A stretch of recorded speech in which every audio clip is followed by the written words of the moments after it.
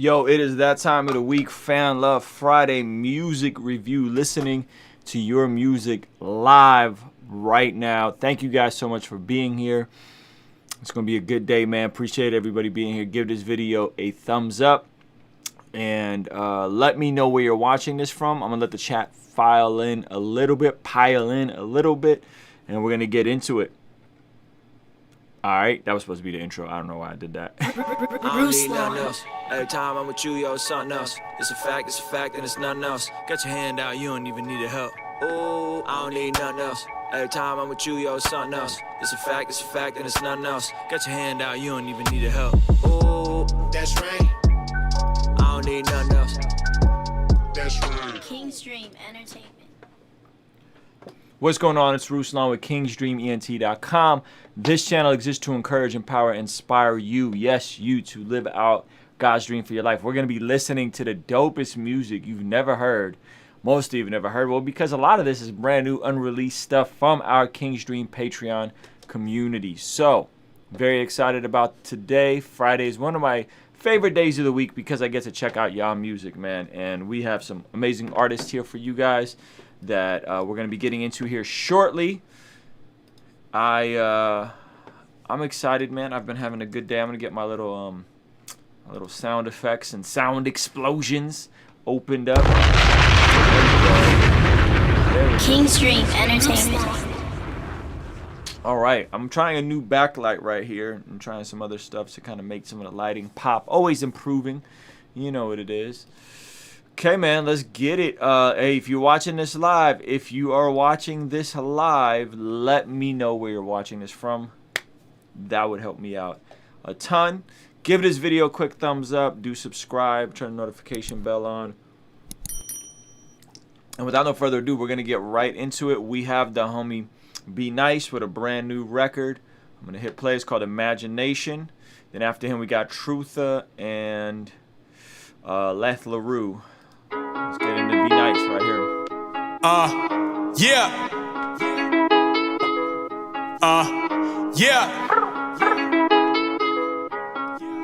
They say life's what you make it, right? Yeah. I may go billboards and Fargo tomorrow to account for my wordplay. I might say every day after a win is referred to as Thursday. I might find numbers before I was born and let that be my birthday. Life's what you make it, and that's a temptation of just my imagination. But I'll take it, man. I may go swimming with fishes just inches away from a shark bite. I may only type in Gotham once the sun is dropping to honor the dark night. I may break a pair of glasses in the heat of battle to use in a bar fight. I may even switch to a southpaw, rock your mouth jaw, say it's alright. It might get reported that the Charlotte Hornets signed me to a 10-day. Rocking the double nickel, so essential like I was a Kimbe. And my Jordans on and my temp fade and my goggles on, getting rent paid. As I'm left to mark on me hitting my targets once I finally do reach my end game. I may go tour with Lecrae for a day and wear nothing but church clothes. That might be a reach. I might take my talents, go buy me a surfboard. Right off of the beach, the path of a million miles is still conquered in steps. What else? And honestly, I have no idea what I do next. So I may go billboards and Fargo tomorrow to account for my wordplay. I might say every day after a win is referred to as Thursday. I might find numbers before I was born and let that be my birthday. Life's what you make it, and that's a temptation of just my imagination. But I'll take it. I may just skip my first take and get paid a max deal like I'm Stephen A. I may just ruffle some feathers and stack me some cheddar like Frito-Lay. I may go gather my things and then travel with rings like Ginobili. Or maybe remain in my place at home base and stay low-key cause everyone knows me. I may go all in for 1 year and win me a chip like only the best could. Or maybe start brewing a dynasty likely to rival the Wizard of Westwood. I might just DM Obama on Twitter, invite him for dinner and board games. I really just might keep on speaking this into existence like it was a sure thing. I may go rogue on the path that I'm finding and drive more excited like Nissan. Every day I get a new slate and a full plate I can feast on. Options are endless, a future based on my decisions, a team I can lean on. But still I have gotta make moves and be willing to prove that sometimes that I'll be wrong. Lessons I've learned once I've gotten older. You'll never hit if the bat remains stuck on your shoulder. Taking a swing surely helps. The path of a million miles is still conquered in steps. And honestly I have no idea what I do next. So I may go billboards and Fargo tomorrow to account for my wordplay.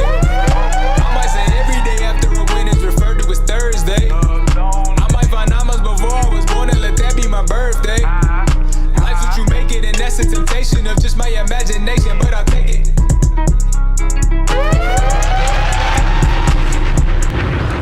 Yo, Be Nice. So what you guys heard was Be Nice submitted an updated version of the song. The first version of the song was longer, and it had singing in there that we weren't really feeling, and so he made some tweaks to it. So I like this joint a lot. I think the bounce on this is crazy. I love your cadence on this. I think the only thing I would say is, is there a way to distinguish the hook from the verse a bit more? Because towards the end, it's difficult to hear the difference. Yeah, what I do next? So I make go billboards and fuck. So like that first hook is perfect. The second hook, Make moves and be willing to prove that sometimes that I'll be wrong. Lessons I've learned once I've gotten older. You'll never hit if the bat remains stuck on your shoulder. Taking a swing surely helps the path of a million. that sound effect was a little loud and a little weird too. I think that needs a little come down, a little reverb. To conquer the steps. And honestly, I have no idea what I do next. So I may go. Maybe just cut the beat or cut the drums. And honestly, I have no idea what I do next. I don't know. You know what I mean? And then come back in. That would be the only thing, I think, just to differentiate that last hook and make it feel like a hook. Other than that, I think it's fire. I think this version is more focused. It's more it's dope. It has the shortness of it, the replay value. In my opinion, I like it. Cool. The other big thing that I did with this one was ad libs. I am not a big ad libs person. Oh yeah, you add ad libs to this. Yeah. Okay. So it felt fuller, I guess. But yeah, it felt forced. I mean, for me, I'm just usually just a rapper, just go. You know what I'm saying? So I didn't even notice, to be honest with you. So that's good. Okay. Yeah, the fact that there was no, I didn't even think about it. Like, I think that means that you probably did a good job. So okay, because I just remember, I think a few of the feedback, like within the chat and things like that, where there were no ad libs, there were gaps. Yep. So it's just like dead space. So yep. I feel it. Dope, man. Well, good job, bro. I messed with it. Appreciate it. All right, brother. We're gonna keep this thing moving. We have the homie Truth next. Truth, some song I'm experimenting on with my homie Hogan. I also produced a joint one. Feedback mainly on hook and verse. If time allows, play second verse. Are you saying only play the second verse, or if I have enough time, play the second verse? I was saying that play the second verse because it's Hogan part if you got time. Oh, got you. Is there a long intro? Because I see a lot of intro here. Skip a little bit in it. Okay. I got these 3D shades upon my face, it's red and blue. I know if I didn't walk with God, then I'd be jealous too. I got these patterns in my life, let me tell you what I'm going through. Pattern like kaleidoscope, wish some of these patterns broke. Shattered and they are no more, still got this major hope. Pattern like kaleidoscope, wish some of these patterns broke. Shattered and they are no more, still got this major hope. I was on the move, plotting not to lose. I'm knocking all the dudes that I was told to look up to. I'm knocking off all of the flaws just to keep up with the crew, all the way down to the shoes, that ain't the meaning of go, I was convinced that I had the flaws. Tell me how you be cooking without the sauce. Every move I was making was looking off. Now I feel like I'm lost. Thought I would aim for the pinnacle. Now I'm just aiming for Pentecost. Cause we know when it all gets critical, we gon' all have to learn who paid the cost. Now I'm really on my thoughts. I'm feeling like I went lost. I put the pedal to the metal just to get to the cross. I see the patterns in my life that try to bring me exhausted. I'm down with the smoke and they can't be taught. Dudes get a round of applause, living they flaws. In the moment that I fall, they gon' put me in fault. All these patterns in my life got me under assault. So I'm letting them off to the pain of home. I got these patterns in my life that I keep going through. I got these 3D shades upon my face, it's red and blue. I know if I didn't walk with God, then I'd be jealous too. I got these patterns in my life, let me tell you what I'm going through. Pattern like kaleidoscope, wish some of these patterns broke. Shattered and they are no more, still got this major hope. Pattern like kaleidoscope, wish some of these patterns broke. Shattered and they are no more, still got this major hope. I say pride be gone, I burn Babylon. We make the devil run, speak power over drums. I see my patterns clear, they tie me to my fear. I know my refuge near, most I can always hear. I know for God I'ma detonate. I know that we'll see a better day. Living this life to the best of ability. Give it to God when this recipe killing me. Yeah, I got patterns, they resonate. Throughout my life in so many ways. Hop on the beat in the island humidity. Stay righteous, don't walk with the villainy. Stay down in the gutter with a killer's beat. Never live my life with the Lincoln and the Kennedy. Live my brother up, gotta share God's remedy. Most high love, let me hop on the melody. I got most high love, let me hop on the melody. I got most high love, let me hop on the melody. Patterns in my life. Yo, shout out to the homie Andrew Southworth for just hopping in. His YouTube channel is extremely valuable. You guys should be following him. You hear some distortion. Ah, okay. I think I had the compressor on. Sorry, guys. Let me see. Turn this off. Yeah. Thank you, Andrew, for telling me that. We're going to push that out and just set it as a limiter. Okay, that should be better. Yo, so Trutha, I like this record. I like the beat. Did you produce this? Yeah. Okay. I don't like the auto-tune on it at all. I think whoever worked the auto-tune, it just sounds like they just turned that knob way too fast and it got the weird like underwater. Like I'm not feeling that at all. I think specifically the hook sounds kind of cheesy to me with the way the auto-tune is used and how like forceful he is with the enunciation of his words. Like he's really hitting his R's really sharp there. No more. Yeah, I think that needs to be completely re-recorded, maybe even rewritten. I think you come in cool. I was on the move, yeah, plotting not to lose. Like the auto-tune, I don't know what you guys are using. It just doesn't sound flattering to me. I'm mocking all the dudes that I was told to look up. Yeah. I'm knocking off all of the flaws just to keep up with the crew, yeah. All the way down to the shoes, yeah. That ain't the meaning of cool, yeah. I was convinced that I had the flaws. Tell me how you be cooking without the sauce. And the I was making was looking. That when that beat drops and you come in with that faster cadence, that joint is dope. But it's tough to distinguish because I'm so not a fan of the auto-tune that it's tough to distinguish if it would sound better if it was a different auto-tune on there. You know what I mean? So which auto-tune is that you guys used? This Waves tune. It's just too sped up? You know what? I was experimenting. So I did a much faster speed on mine. I was really trying to kind of like experiment with a lot of different melodies and stuff. So I don't know if this is like how I typically would use it. So it's kind of just real experimental. I've been using a lot more. So I was actually chopping it up with Conscious about a different song. And I think I found the way I want to reapproach this mix, but I kind of want to get feedback before I went the opposite direction. Yeah, I would slow the how harsh the speed is down and see if that kind of makes it a bit more human, and then consider kind of tweaking some of the takes. I think when you get into your pocket here, aim for the pinnacle. Now I'm just aiming for Pentecost, cause we know when it all gets critical. You sound cool, but the first couple bars and just the auto-tune, I would definitely go back in and like really tweak it and potentially re-record it. His verse is actually pretty dope. I like his verse a lot, but that hook needs to go. Like the whole no more. Like it sounds like it sounds like on some like Old Town Road. Like, but it's not supposed like Old Town Road is like it's funny, you know what I'm saying? The way he's saying those R's is on purpose. He's being funny. Where this is like he's literally singing it like this, and it's not supposed to be country. So I think he has to re-record that and swag that out and like really tone down those R's.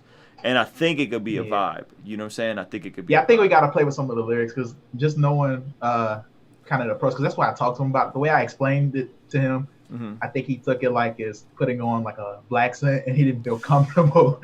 He felt like that wouldn't be the right way. I told him like don't enunciate so much with it, but I think he feared that it was going to sound like too forced. So I think we need to change some of the words around just so that it doesn't have like as much of a ring to it. Yeah, I had that same concern though. Yeah, there you go. I think it's really impressive that you're producing all your own stuff and it sounds this good, though. I will say that. Like, I think that I appreciate it. Did the kick sound right on there? I went through like a million kicks to find one that really still got this major hole. The kick is cool. I mean, it's nothing like nothing about this says that feels off from a mixing or a mixing or a production standpoint, but it also isn't like, wow, the bounce of the drums on this is crazy. Like it's solid. It does what it's supposed to do. Okay. It's in the pocket. You know what I'm saying? I think it's dope. I think it's like, again, it's impressive that you're doing all of this. You know what I mean? considering where you were at when you man. first started, like it's a huge jump in quality. So, Man, yeah, it's definitely stretching. yeah, man, it's good stuff, bro. It's truth, ladies and gentlemen. Yo, we're gonna keep this thing moving. We have Lath. I always butchered his brother's name, but he's here. He has a visual for us. Appreciate you guys. Sorry, could you refresh the page? I got you covered, my G. Thank you. Give me 1 sec. Yo, if you're watching this live, let me know where you're watching this from. I would really appreciate that. We got 47 of you guys in here. That's a lot of love. Let me know where you're watching this from. Let me know if you're an artist. Quick announcement. I did a live stream yesterday. I've been doing these like unadulterated Q&A at the end of my regular videos. And one of the things we discovered is that the Patreon being called the King's Dream Patreon has confused a couple people. So moving forward, nothing changes about the Patreon, nothing changes about anything we're doing, but the Patreon will probably just be rolled into the Ruslan name, just so you guys know. So if you see a change, don't freak out. But I wanted to give everybody a heads up. Actually, I don't even know if I could change it. I gotta see. Maybe I'll see if I could change it first, because I don't even know if I could change it. I think I can, but yeah, we've had some confusion because people will subscribe to the channel and not know that they can, that they're, you know, I guess I can update it. Yeah. So anyway, just wanted to give you guys a heads up on that. I'm gonna see if we could do it right now. But thank you guys, man. Appreciate everybody here. Lath, how do you say your name again, bro? Is it Lath LaRue? Yes, it's Lath. Lath LaRue. Here we go, guys. New visual. That's dope. Always excited when there's visuals. If you guys want your music heard, patreon.com/kingsdream. And I'm going to get into Lath's new music video. Let's check it out. Cape Town, South Africa in the house. That's what's up.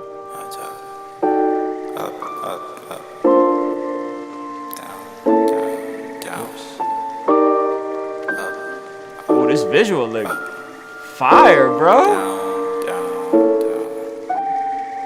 I feel like this medication is a crutch. I feel like without it, man, I'm not enough. I hate taking pills, so they don't have my trust. They always leave me at 7 o'clock. I'm right back to normal. These demons I fought, they steal all my nights till I physically drop. I don't know if I can do this no more. This whole life don't hit like it used to. This whole life don't hit like it used to. I wanna go where there's no one to miss you. Side of the road where I drop out my hope and I drop out my pain. Walk away with no issues. That's not the world that we live in. I did real well and they told me I'm gifted. Took all my dreams and I turned up the visions. Now I got money but don't have no wisdom. These wounds, I'll dress them with medicine. They never heal, so I hit the refresh again. Bandages seal out my pain from his exodus. It can't get out, so my anger replaces it. My bank account tells me I'm happy. I lost all my friends with 6 figures, I'll take the win. Cause if I don't escape 2020 with something to show, I don't know what I'll say to them. I'm on my own, it's end game now. Time to reach for those demons and pull them out. I'm a horrible person, got that out. But I'm working on that, so just let me drown. In the water, I'll speak if I make it out. But if not, then forget I existed out. Take my pen away, pack it in boxes and bury it. Promise me that you can carry it and that you'll take care of it. Grab my hand and we'll get through it. You don't take me, then surely you will lose it. Keep on going, I am merely a student. Study your mind and help you bring improvements. Then I betray you, someone like a Judas. I have effects, but that's a cause of fusion. Good and the bad, you're up and then you're useless. Friends like me better keep on using.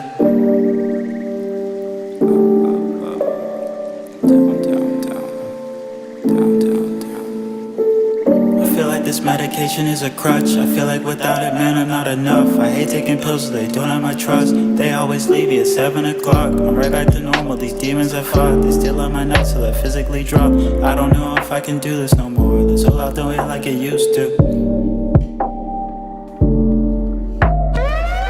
I don't know if I can do this no more. This whole life don't hit like it used to. Whoa, that's what's up, man. What did you guys shoot this on? Because this looks really cool. I can't tell if it's like iPhone or if it's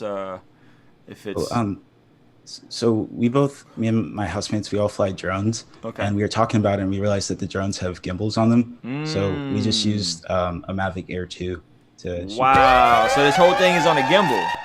Yeah. Was that weird with that gimbal being all loud and you're like, and then you're just like walking through the house?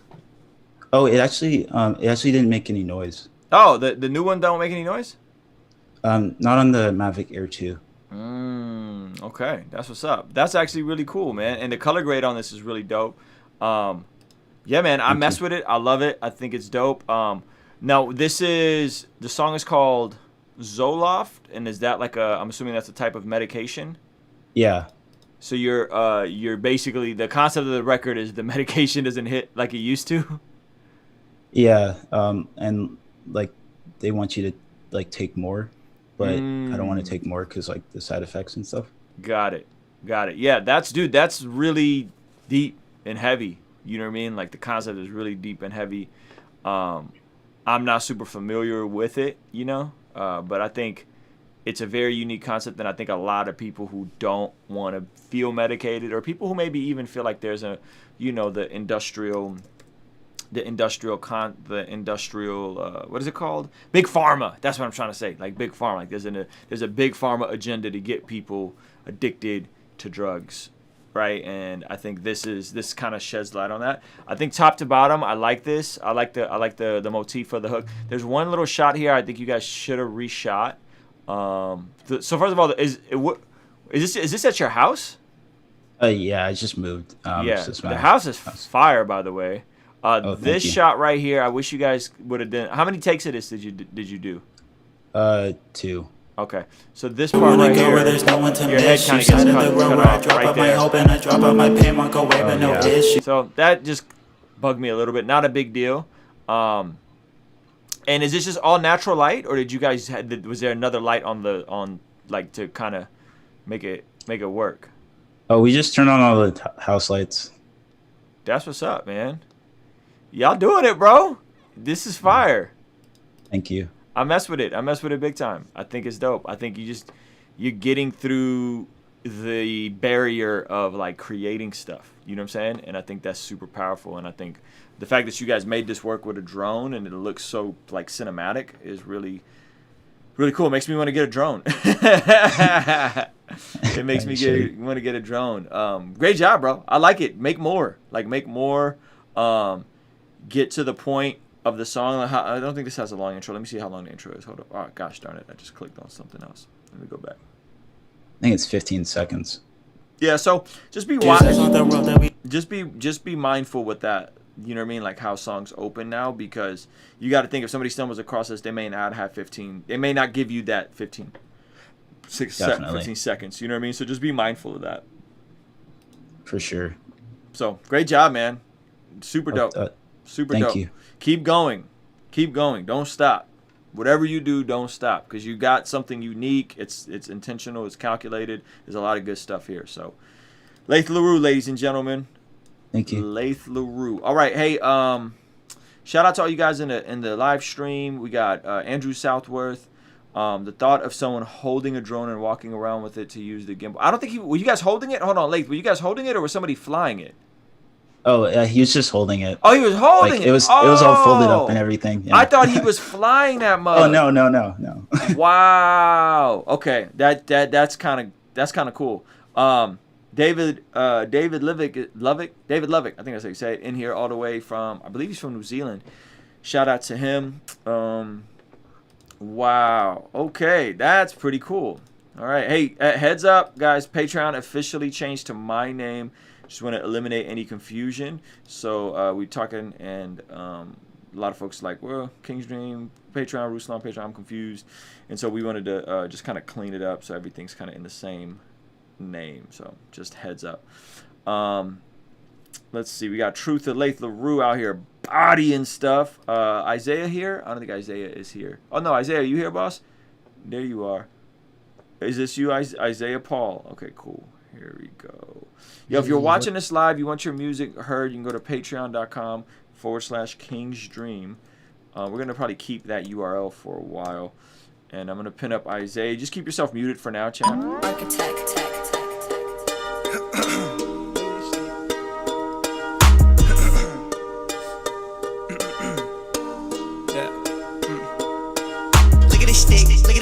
Look at this stick, that of my word. Look at the kid, look at the kid, look at the kid, forget what you heard. Look at the stick, look at the stick, look at the stick, that of my word. Look at the kid, look at the kid, look at the kid, forget what you heard. Oh yeah, that of my word. Oh yeah, forget what you heard. Oh yeah, that of my word. Look at the stick, look at the kid, look at the split, forget what you heard.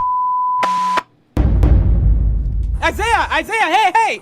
Isaiah. Nah, bro. No, Isaiah. Watch out. Wait. Stop. No, quick question. Hey, Isaiah, with the pandemic at hand right now, what are you doing to solve this issue? Yes, everybody's talking about you having some sort of lab report that's involving glue, giving it out to the students since Trump is opening up all the schools in America. Are you going to be giving out glue? Where you getting that from, bro? What'd you say? Are you going to be giving out glue to the students to help them out with the sickness? Sickness? What's bro? The pandemic. Everybody's dealing with this right now. What they say? I'm making what? They're making glue. You're making glue. Man, what? Bro, look. If I was making glue out here, you'd know about it, bro. I'm out here. There's a movement. That's the one thing that's out here. Bro, Isaiah, the one thing that's out here is hashtag. Bro, no, watch out, bro. I'm out of here, bro. Hashtag glue society. Look at this split, look at the kid, running my lips and I'm running it. Thanking the Lord that I'm back and they putting my back in it. Feeling so passionate, you've been a fan of it, cause you've been fanning it off of the roof. Checking my smile, got a new tooth. I've been a dog out of the zoo, making it bounce. I got a glue stick out the pulpit with the toothpick. Who you fool with? Thought y'all knew this, improvements, stay improving, pick and choosing, I'm choosing. I've been through it, got the gang with me. Y'all can't hang with me. She be playing me, now she playing me. Y'all are gaining me, ain't no shame in me. I got a flame, dude. I got a stick. Look at the stick, look at the stick, look at the stick. That is my word. Look at the kid, look at the kid, look at the kid. Forget what you heard. Look at the stick, look at the stick, look at the stick. That is my word. Look at the kid, look at the kid, look at the kid. Forget what you heard. Oh yeah, that is my word. Oh yeah. Forget what you heard. Oh yeah, that is my word. Look at the stick, look at the kid, look at the split. Forget what you heard. All y'all news people are the same. All y'all are the same, bro. You guys just like making up lies and all this crazy. No, tell the truth. Hashtag glue society. You know everything about it. Let us know. You think I'm making glue in my house, at my dinner table, where I eat food? Nah, bro. I'm out here in a sweater and this jacket during the summer. It's the #1 trending post on Twitter. I like people like you, bro, with your necklace and. Everybody's talking about it. Bro. No. What can you tell us? Bro, get that camera on. What can you tell us about the resources that you're giving out to the students for this year? Bro, you. Resources. Resources. That, bro. Resources involving glue. Pushing a tree in front of me, bro, because I'll tweet. There are posts on Instagram. You with your friends, Levi, Huseki, Xavier Sorrow, Moody, Jay Moody, Audie. All of you guys are in the lab. Wait, what? What is he pointing at? Wait, no! Get him! No, we gotta reach him! Isaiah! What can you tell us about glue? Yo, Isaiah, great job, man. I like this video top to bottom. I'm assuming that's you guys, you and your roommates, all hanging out in that house. Yeah, these are me and my homies. That's what's up. Y'all are in the gym right now. I see it getting swole, getting gains. Yeah, your homie got his shirt off next to you.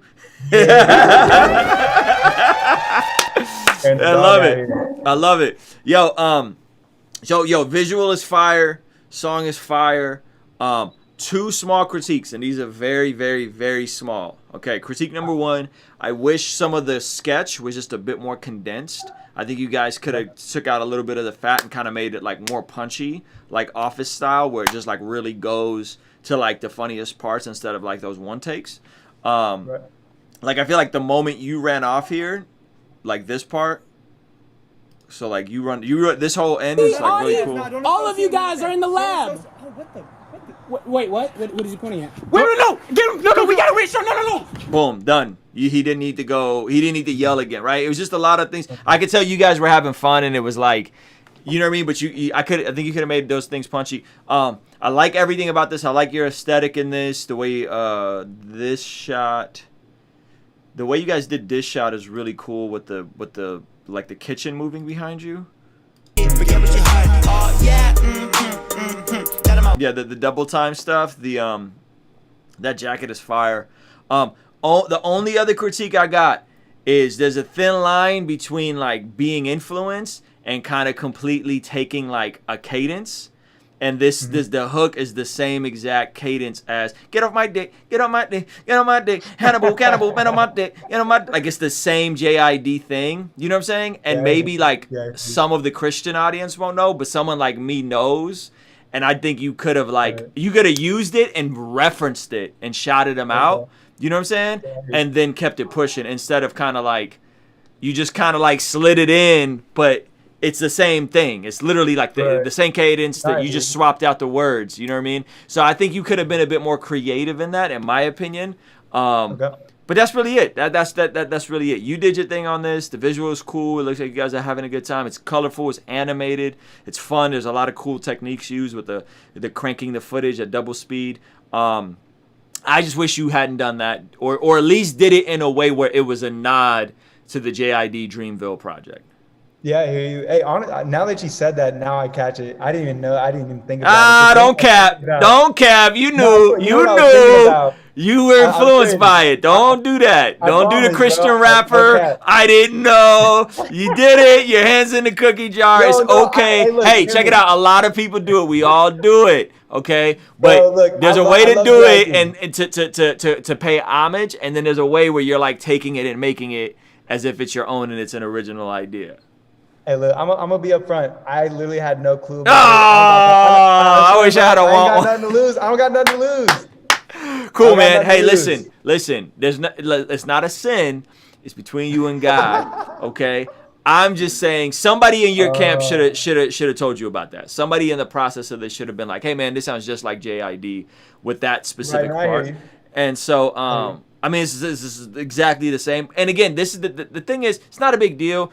I think you just could have done it in a way where you acknowledged it and just kept it pushing instead of like, because you're going to get those comments. You're going to get a bunch of fans that are going to be like, oh, that's just like the JID J. Cole song. You know what I mean? And you're going to get that, which is like, it happens all the time. I personally, my conviction is I just don't want that to be a stigma for Christians. Like, I just don't want that to be like here's another song that they took from the world and made the Christian version of. And that's been historically what's happened. And I'm not saying you're a bad guy, you did it intentionally. You could have legit like heard it subconsciously and just kind of seeped into your subconscious. You didn't notice it. That stuff happens too, right? I'm sure if you picked apart my stuff, you'll find some like Jay-Z cadences and stuff like that, right?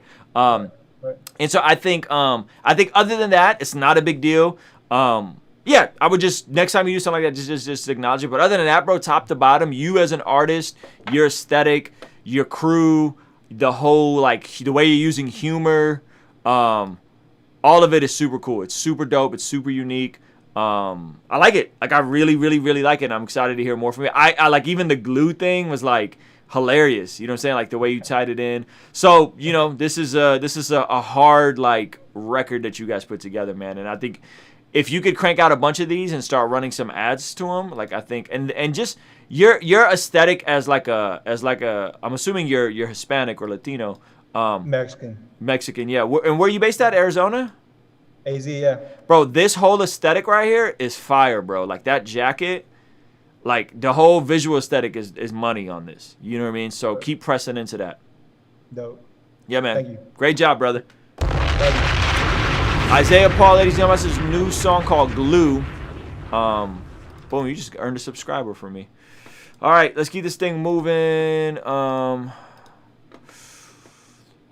It's Pedro here. It's Pedro. There you are, Pedro. Yeah. I see you. Man. All right, you posted 2 links, champ. We're only doing 1. Which one do you want me to click on? It's a SoundCloud link. SoundCloud, got it. Okay. Yeah. I will advise you. I mean, I will warn you. This is Spanish.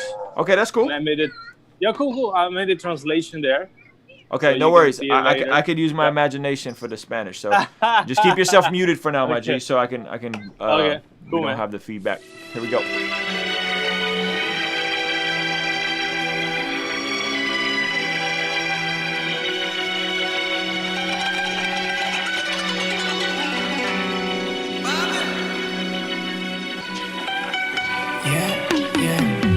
Yo ya no fumo, igual vuelo en el humo, lo dijo el Bruno. No lo conozco, pero igual lo asumo. El tiempo yo funo, cuando disfruto en ayuno. Jesús cabalga en un burro, yo lo digo susurro. Yo le gano el conjuro. Tú quieres construir un muro, yo lo derribo seguro. Con mi sueño y los ángeles duros, la salvación yo me aseguro. En la altura yo ya no me apuno y no me hago el duro, porque cuando yo soy débil Dios pone luz en lo oscuro. Yo me rasuro para estar bien maduro, nunca me aburro. La familia es mi gema en lo puro, ya no me apuro. Y todo pasa en murmuro, no me aseguro. Comparto todo lo lo que tengo en mi puño. Vivimos en un alambre de goma. La mitad tiene hambre, la mitad gula. Vivimos con miedo a la aventura. La mitad no se hablan, es una locura. Vivimos en un alambre de goma. La mitad tiene hambre, la mitad gula. Vivimos con miedo a la aventura. La mitad no se hablan, es una locura. No se sostiene este hambre. Está desbalanceado el hombre. Estamos locos con fiebre. Veneramos el calibre. Yo de ti ya soy libre. Porque este mundo no me limitó. Entre tuerto aquí yo lo vomito lo que un día octubre vio. Y fue un reflejo de lo que se quebró.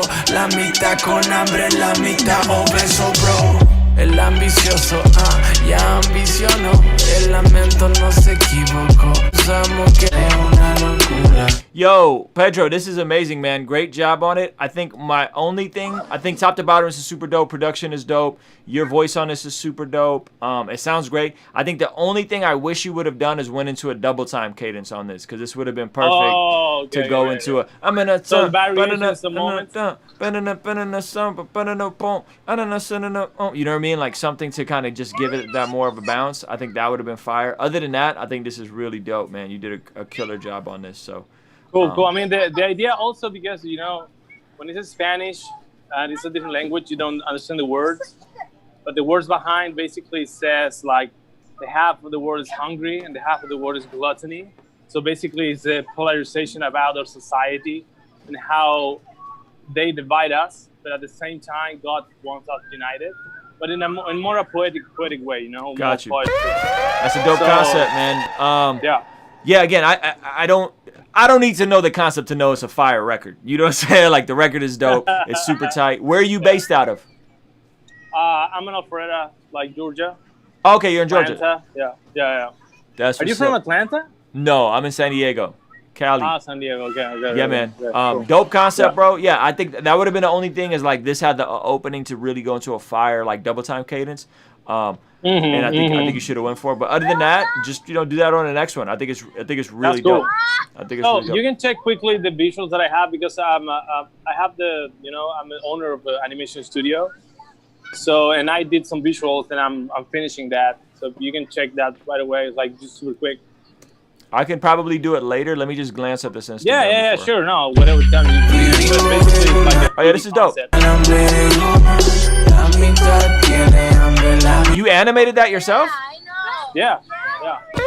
Hey man, I might need you to animate something for me. This is crazy. Wow. You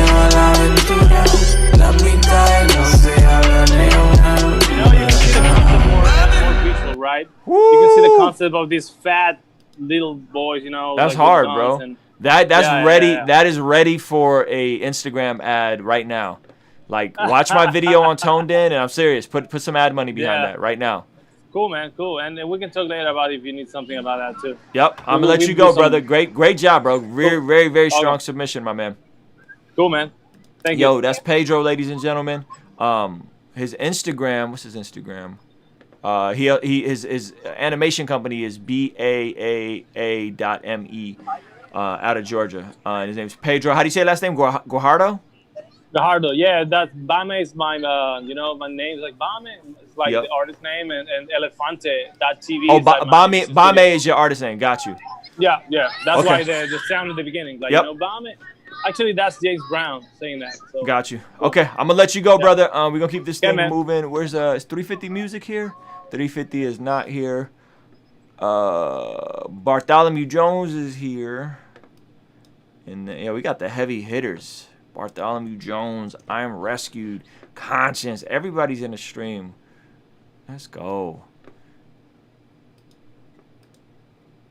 All right, here we go. Bartholomew Jones, Coffee Black, brand new record, God's Property.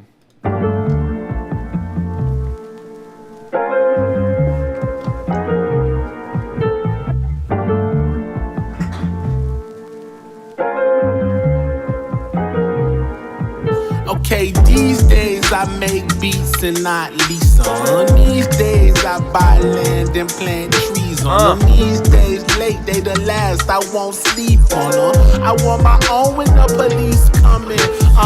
66 switches, installing them in no pictures to get you chase they riches instead of building with misses. I can't chase the cheddar, the cream, the sweetest sugars. I just sip the coffee black and give praise to Yeshua.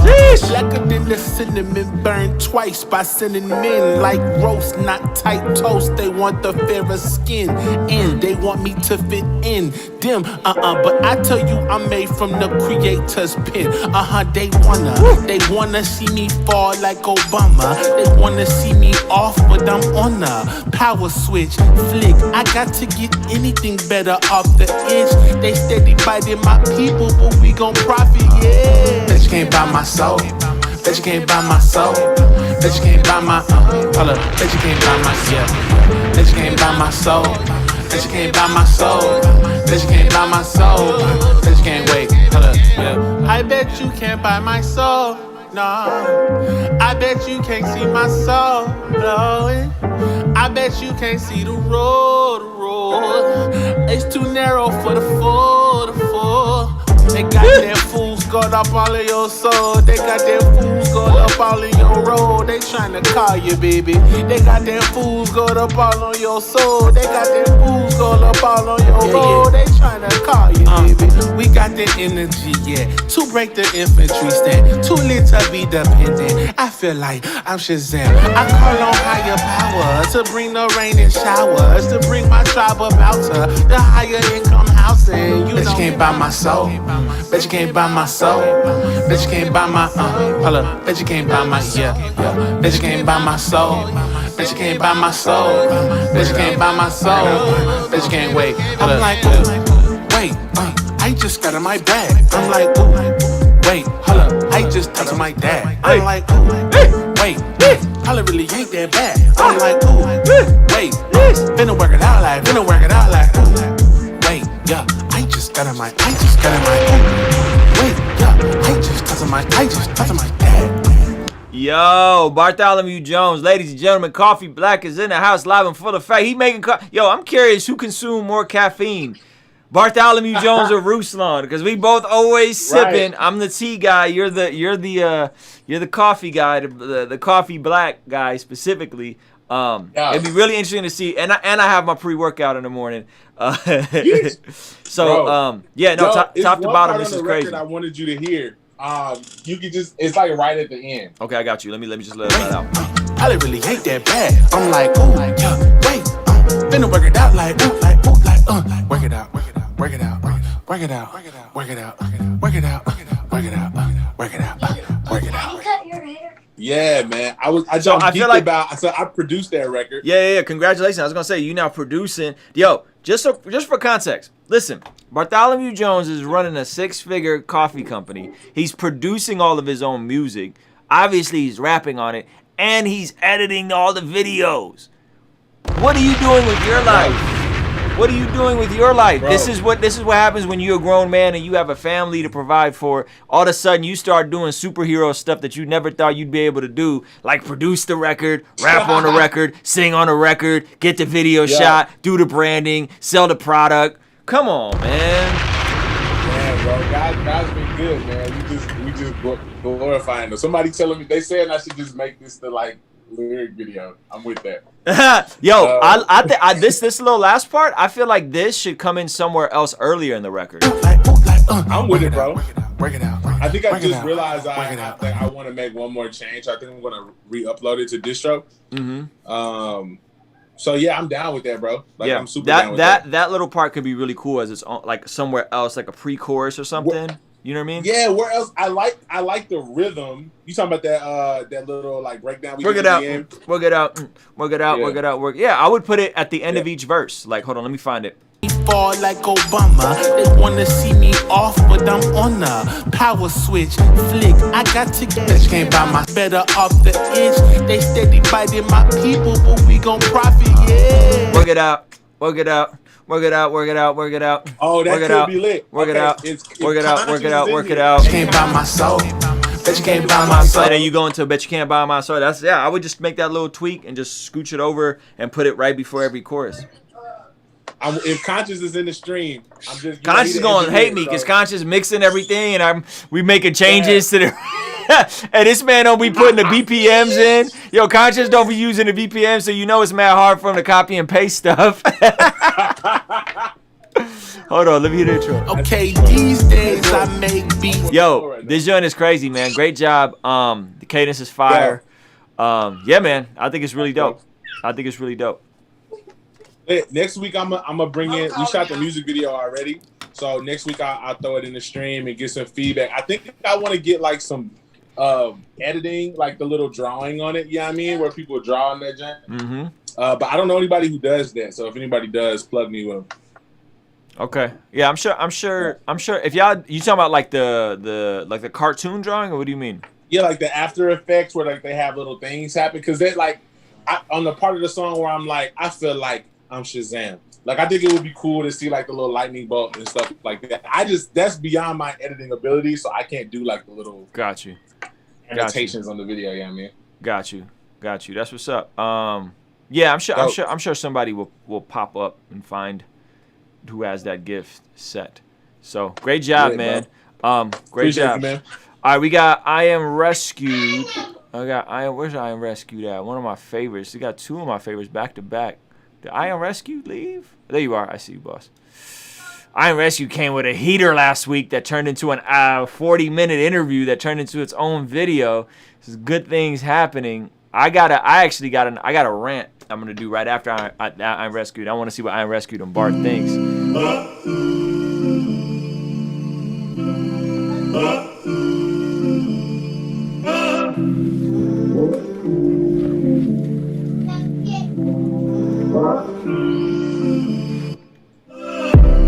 Some days I stay up until 3 a.m. I walk with the 3 like Mercedes-Benz. I feel like my whole life I don't play pretend. I trust God with my future plans, even though my kin don't really understand. Dear God, we don't really do this full time. I'm just trying to live a full life.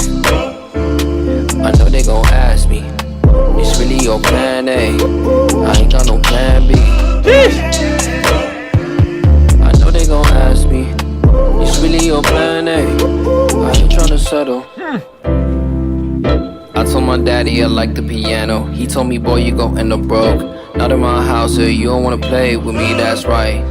I spend my life working 9 to 5. When I get home, I put in the time. They never know what I sacrifice. I know they gon' ask me, it's really your plan A? I ain't got no plan B. Come on. I know they gon' ask me, it's really your plan A? I ain't tryna settle.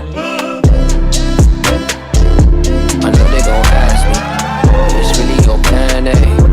I ain't got no plan B. I know they gon' ask me, it's really your plan A? I ain't tryna settle.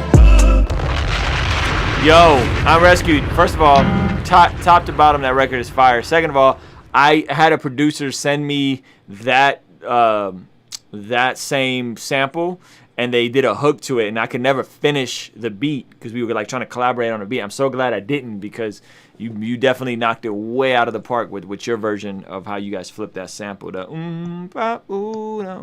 Super dope. I really like it, bro. I like how short your songs are. I like how to the point they are, how vibey they are.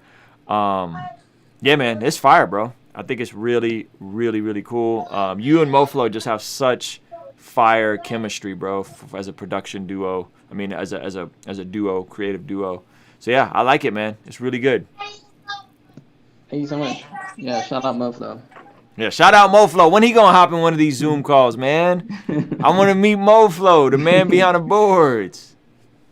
He's really mysterious. Oh, okay. Where's he based out of?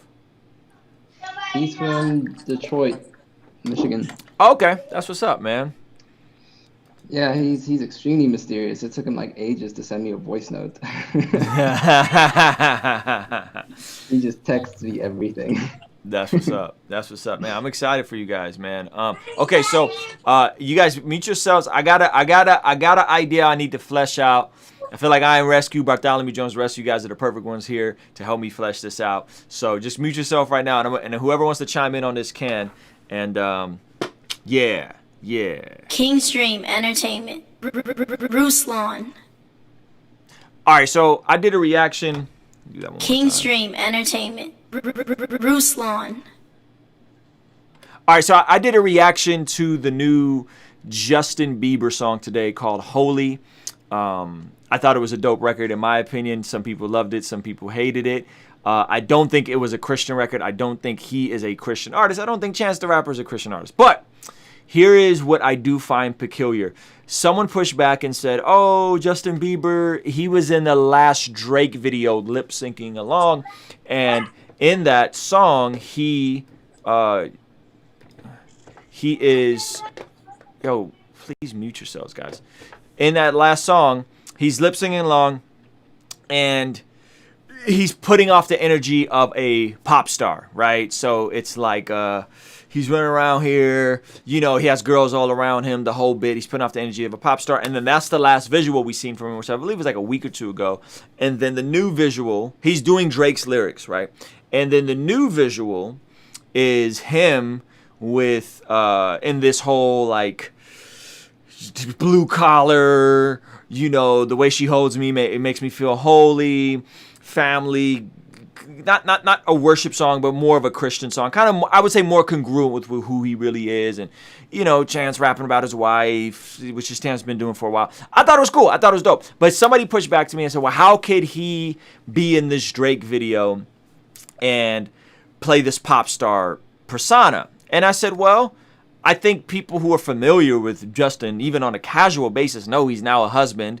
And he's, you know, he's a married man now, right? And I think people understood, or at least I did, he's playing a character, right? He's playing a character in that Drake video. He's lip syncing along somebody's lyrics. And I paralleled it to a Denzel Washington. Denzel Washington plays a character in movies like Training Day. And sometimes Denzel Washington plays the bad guy. He plays, you know, a character that uses profanity, that uses drugs, that does all these things.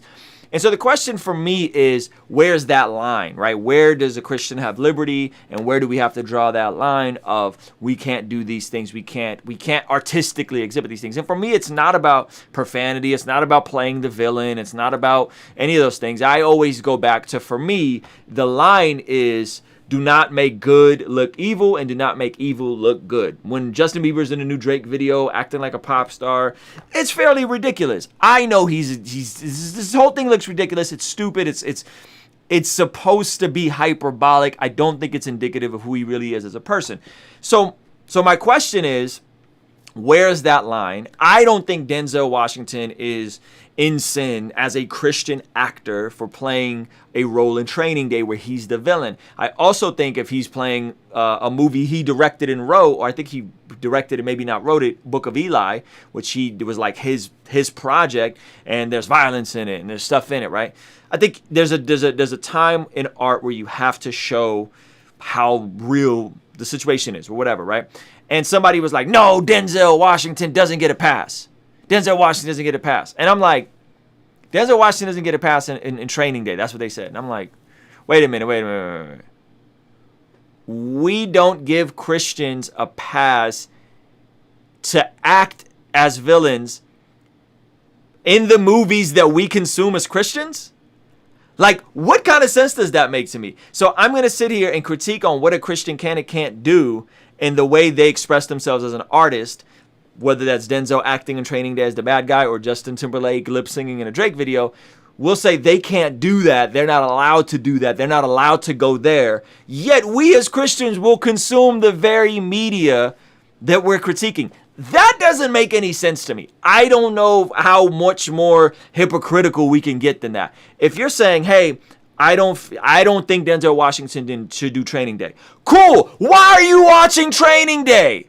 Why are you even watching that movie? You know what that movie's about. So you're going to sit here and critique a brother in Christ because he's doing a movie that you're not comfortable with while you consume the movie that you're not comfortable with.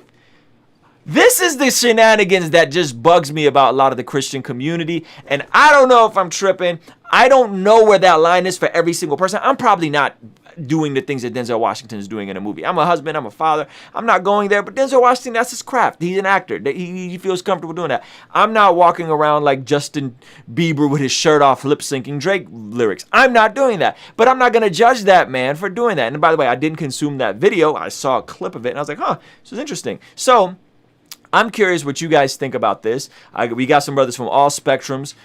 If you guys want to chime in, I would love to hear specifically from Unrescued Conscience, Bartholomew Jones. Throw your hand up. I see the chat is going too. What do you guys think about this? Because I think it's a bit hypocritical for us to say and draw the line for other people's artistry and say what they can or shouldn't do and how they're without excuse while you're consuming these very things. If you have no problem consuming Training Day, why would you have a problem with a Christian playing the villain in Training Day? That to me doesn't make any sense. I think it's extremely inconsistent and hypocritical. What do you guys think? I'm Rescued. I'd love to hear from you. I like you. I like you because you push back and you keep it a buck with me when, you know what I'm saying, you willing to change my mind. So what do you think, brother? So I'll try and be as concise with what I have to say and also as organized as I can be with my thoughts concerning what you're saying. Okay, the first thing being that when I started to really develop a relationship with Christ and the relationship with the Holy Spirit, there were certain things that I was convicted to stay away from. And one of those things being was, for example, watching an It movie. Like, okay. The Lord would say, stay away from something like that, just because so the scary movie, right? The horror movie. Yeah, I'm not really a big fan of horror movies either. Yeah, the Lord would convict me and say that it's not beneficial for you.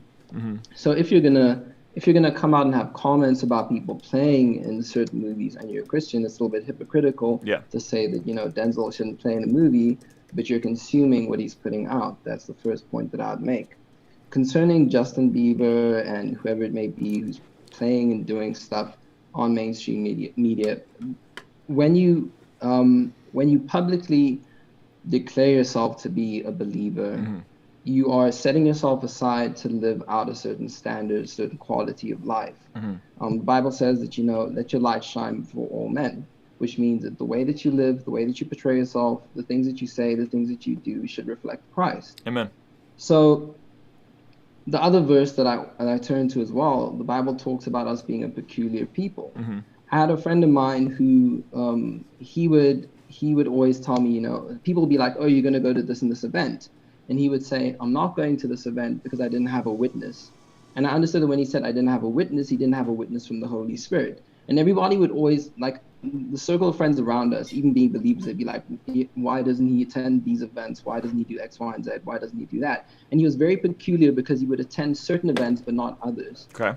And I started to understand that when we're called to be a peculiar people, it personifies the way that we act, the way that we speak, the things that we do, the videos we consume, the music we listen to, so on and so forth. That's my personal conviction. So for me, when somebody like Justin Bieber comes out and he lip syncs to a song of Drake's, or which I haven't heard, by the way, mm-hmm. For me, then when I look at it from that standpoint, it's a very, very dangerous place to be in, especially because when Paul speaks about it, he says that I can do all things, but not all things are permissible. Mm-hmm. And he also says that if I would eat meat and it would cause somebody to sin, mm-hmm. I'd rather stay away from meat forever. Mm-hmm. But he was just using hyperbole, right? Meaning that he was saying that if anything that I'm going to do as a martyr for Christ, as a beacon of light, as somebody who's a figurehead in the Christian community, I would rather stay away from anything that's going to cause any part of the body to sin, to feel like they're going to fall away. And my personal conviction is when we're in these positions, like for example yourself as well, Ruslan, you have quite a large following on Instagram and a few other people. Unfortunately, because you're in that position, you are at a higher accountability than somebody else who doesn't have that platform. Sure. So we have to be very careful about the things that we do, the things that we put out, the things that we participate in. Sure. And my last point would be that those that are led by the Spirit of God are the sons of God, meaning the decisions that we make, the things that we decide to do should be dictated and orientated by the Holy Spirit. That's my contribution. Amen. Amen. Let me bring in Bartholomew Jones, and I'll share my thoughts on some of what you guys said. Bart, what do you think, boss?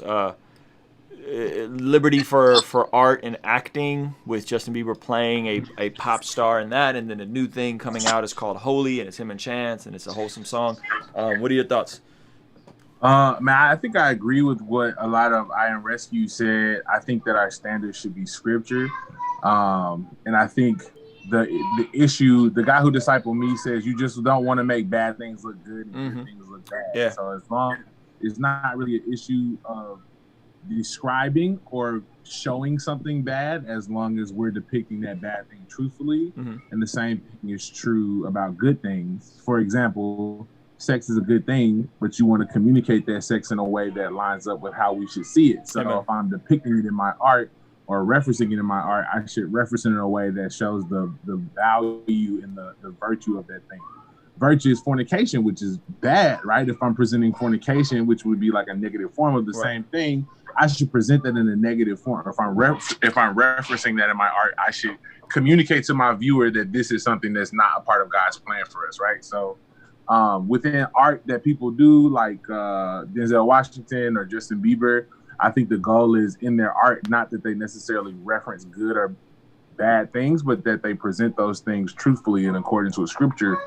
And I saw the pop star video. It was cool. I thought it was kind of a lame video, to be honest with you. I was kind of disappointed. I was expecting to see Drake. But I don't think there was anything necessarily that felt offensive about it, because he was doing a parody. That's what I thought it was appropriate, because I thought it was, to me, it was obvious this is a parody. Like the whole thing was funny. Justin Bieber because of the contrast that shows, right? They're trying to show how ridiculous it is. Right. That's the irony of the shot, is that Justin Bieber is saying and doing these things. Right. And so I don't think he's presenting these things as like good or valuable to do. But so just to be clear, you don't think Denzel crossed any spiritual line by playing a villain in Training Day?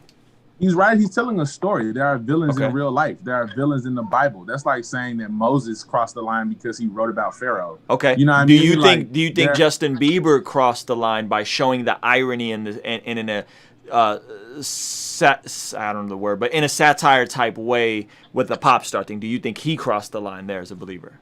I really don't have a preference either way. To me, it was more so like it was just a lame video. So like I didn't even have an artistic perspective, just because it was kind of boring to me.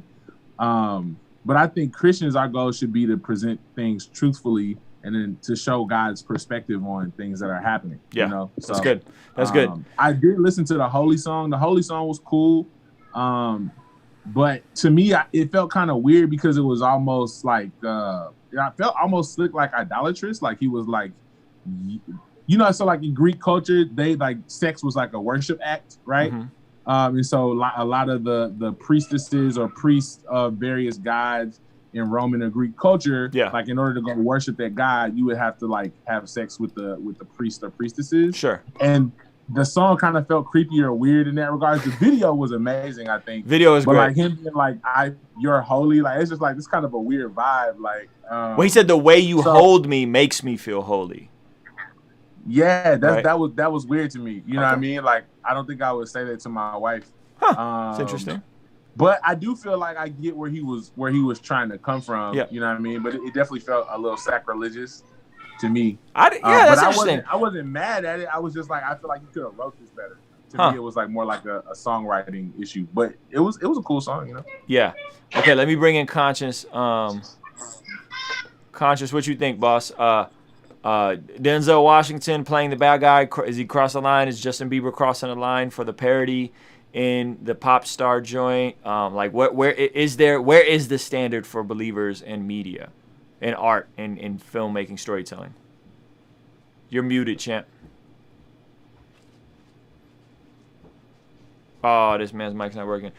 I would say this, in my opinion, I would say that it's a bummer if we can't have Christians playing villains in stories. It's a bummer if we can't use parody. It's a bummer if we can't use satire in the name of being religious. I think that's kind of whack, and I think that's religious, like straight up. Like I think it's religious. Again, I think this is more about personal conviction and less about like a hard line somewhere where you can or can't cross that line. I think this is more about what is your personal conviction? How do you feel about this? How does this play out to you? Less about, you know, I think we all agree that the level of hypocrisy to watch that video, say he's wrong as a Christian, but what are you doing even watching that video if you're so offended by it? I think that's pretty interesting to me. You got your mic on, Conscious? Rue, can you hear me? I can't hear you. You can, you said? Yes. What do you think? Okay, so again, this is a hard black and white concept for me personally, but I do just want to share some perspective on it because we've heard a lot of good perspective, and I think at the end of the day, if we can get better perspective on it, it helps us live the Christian life better, you know, to the glory of God. So I think the easiest way to like summarize all of this into like a question that we're trying to unpack, is sinning useful to display in movies as a liberty or for the sake of edifying or making a teaching point? So that's like the general question. So far, personally, in most examples, my answer has been no. And I'll admittedly say that that's just my opinion at this point. But one of the reasons I have that opinion is just because movies today, for the most part, are made for shock value. And unfortunately, even in the human lines that we draw for morality and good teaching points and stuff like that, the movie industry is very familiar with overdoing it and going way past the line for the sake of shock value and commercials and ratings and views and box office. So when I look at that, a lot of the examples we would have of this are extremely distasteful. So being that they prioritize shock value and ratings over actual values and edification is why it's such a hard thing to examine. Whatever the case is, I do think we should take the subject seriously, both as a consumer and as artists, because it has to do with kind of validating a concept that's, for me, hard to find biblically. This idea of having to display edgy levels of sin, like for the sake of getting something valuable out of that. And I use edgy pretty strongly. So like in Bart's case, when he talks about the word, you know, these guys are not actors. You know, a lot of these stories that we're bringing up, this is real accounts of people that were a certain way. It wasn't people throwing on a robe and then taking it off after the lesson was taught. So that's why that's hard to unpack. But again, it's one of those subjects that I feel like it's better to be on the side of, is this absolutely necessary? What kind of line are we drawing? And if there is some sort of line, we want to stay as far away from that as possible to accomplish the goal. Like what is the least amount of edginess, harshness, or whatever that, because I mean, keeping it a stack, Christian films do the exact same thing. It might not be to the extreme, but if it's sin, then it's sin, right? Like just displaying that, you know, anything from anger up to pride or, you know, lust or whatever, it's being displayed in all forms of media. But I do think the way it's shoved down our throat is we are being desensitized to looking at edgy things to the point where it's like, okay, the idea of this being useful or fruitful or something that's going to make me go outside and be a better contributor to my society, that's way out the window. Like we're not even close to that. So if you would say that Denzel crossed the line as a Christian by playing the villain in Training Day. You would say he crossed the line. Yeah, like, and that's my personal conviction. Because what about Book of Eli? Because I will say Book of Eli was madly edifying for me, and I thought was very, very encouraging. Yeah, I mean, in Training Day's tough, man. I mean, you got the drug dealer playing it all the way out, the dawn, you know, heavy drugs involved, naked women, you know, the whole nine. So it's in that sense, as a believer looking at that, I'm like, man, that's distasteful. Like I could have, the movie would have been incredible without that. You know, you don't have to do these things to win Grammys or to have these points. Denzel could win a Grammy as a Christian playing someone who's not as edgy, right? Like he's played roles where he's not like that and been absolutely incredible. So, and again, like because this is like a sin issue, like displaying sin and stuff like that, I think the edgier you go, the more the Christian cringes consuming that or copying that. Sure. So you would say definitely crossed the line in Training Day, did not cross the line in Book of Eli. I would say that for where my perspective and conviction is right now, it's black and white, like yes in every case. Because if you saying he crossed the line everywhere? Well, I'm saying that would have to align with my conviction, because if we're talking about the displaying of sin, I can't co-sign a bad sin and then not, or I can't not co-sign a bad sin, but then watch somebody display anger and say that that's useful as well. You know what I'm saying? Like, yeah, but don't the scriptures do that? Like, if you read the story of Samson, we see him displaying a bad sin. Somebody wants to make a movie about Samson. A Christian director wants to make a movie about Samson. Do we not cast somebody to play Samson when Samson is sinning? Well, again, I think if somebody played Samson, it's a little, we can unpack that a little bit more. Samson was Samson, and the person who got glory and showed the lesson in that was God through man. Right. So like, it wasn't Samson saying, hey, I did this stuff so that you could learn. You know, he learned. So I think if we're talking about actors and actresses, I think you make an excellent point that we need to unpack in terms of like media, but I don't think we can look at the Bible and just say, hey, we just look at all the sinning that's happening and going, see, the Bible did this, we can do this, because that would assume that you think the Bible is a giant stage with actors and actresses. And we believe that the scriptures were accounts of people that actually happened in real life. These people weren't playing roles. Right. But I'm saying if we're then trying to create media around the Bible, and we're saying, yo, we're going to use the story of Jesus and we're going to make a YouTube series around it. Right. Somebody got to play Judas. Yeah. Like I somebody said, got to play and show the sin. When you get into producing media, that I can go a much deeper conversation with you. Okay. And like my mind is much less hard gripped in that case. But like, I don't think the example of comparing that to the Bible, I don't think that's accurate. If that makes sense. I guess what I'm pointing at is just that there's stories in the Bible that are R-rated, dare I say NC-17 rated, dare I say X-rated. And I'm not saying every Christian needs to always have their arc there. That's some kind of liberty to sin. I'm saying that there is times where those stories are there, and if I can read the Bible and it clearly displays sin, or even some men read Song of Songs, and if you're reading it in its proper context and not in the weirdo like it's all about Jesus and the bride, but you're actually reading it about a man and a woman, you could argue that can cause somebody to stumble. I guess that's what I'm saying. Yeah. Well, and Rue, let me validate that, bro. Like when I read the Bible and I see an X-rated story, God's goal for my heart looking at that would be to see how the depravity, the emptiness, and the darkness of sin. And if God saw fit to use that as a means to communicate to his people that he is a loving God and the devil is a lie and sin destroys you, then I do have a category in my mind to say, okay, well, maybe we should think through, can that be a necessary tool to display as humans in our media?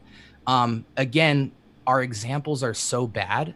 Sure. That but I'm saying as it's so edgy, but I do think there is room for it. Yeah. It's just the way we see it currently is distasteful. Yeah, I guess let me pin a bar. I guess what I'm saying is I think there's a time and a place for it. And if I'm a Christian in culture, I'm consuming media through my biblical worldview, critically thinking what I'm watching and not just brainlessly consuming it. You know what I'm saying? And I think we all should be equipped to do that. What is the narrative? What is the agenda the writers have here? What's being pushed on us? I can agree with that 100%. You know what I mean? Instead of saying, oh, it's because it's untasteful. No, because I think it's good to know what's the agenda, what's the intent, what of the agenda of this message is in contrast to a biblical worldview, and what an agenda is maybe aligned, right? Go ahead, Bart. What do you 100%. Think, boss? You're muted, champ. You got to unmute yourself. Oh yeah, I was saying I agree with what a lot of you guys are saying. I think one thing that's helpful here is thinking about like literature, right? And so like the Bible is literature. And so within literature, you have fiction and nonfiction. And within the Bible, even, you have fiction and nonfiction. Like, the parables are not literal stories, right? Right. They're things that Jesus talked about, but Jesus was telling a fictional story Yes. to illustrate a point. Yes. Some people even say that Job may have been a play. And so, you know, biblical scholars will debate about that. But regardless, the point is that it's literature. And so I think even in movies, like, movies can either be about real people or they can reference things that really happen to people. Right. And so in that point, I think there's a balance. Like, I think one of the things Conscious is bringing out is you don't want to pull a Tekashi 6ix9ine. Right. And right. I think that makes bad art, but I think being disruptive just for the sake of being disruptive or being edgy for the sake of being edgy is one, is bad art. And then two, I think that's the type of art that, you know, people who follow Yeshua shouldn't participate in. Amen. But I think one other point that was brought up, people said, well, if it causes someone to stumble or if it causes someone to sin, then it's something that we should avoid. And I don't think that's like when we look at the context of scripture, I don't think that's how Christians have lived their lives out. That's not how Hebrews have lived their lives out. For instance, Jesus did a lot of things that people felt like were wrong or that tempted them or made them feel uncomfortable. Right. But Jesus was like, I'm doing this to intentionally show love to these people.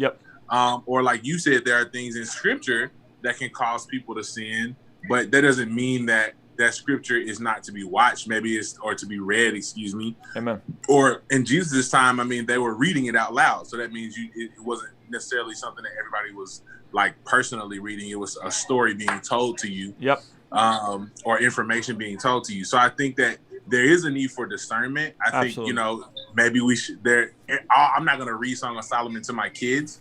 You know what I mean? And so I think you need to have discernment. I hope you don't read Song of Solomon to your kids. But I did read it to my wife on the honeymoon. You know Hello. what I mean? So like, hello. Get out of here. I just to add to that. Wait, babe, did we read Song of Solomon? Yeah, we did. No cap. Yeah,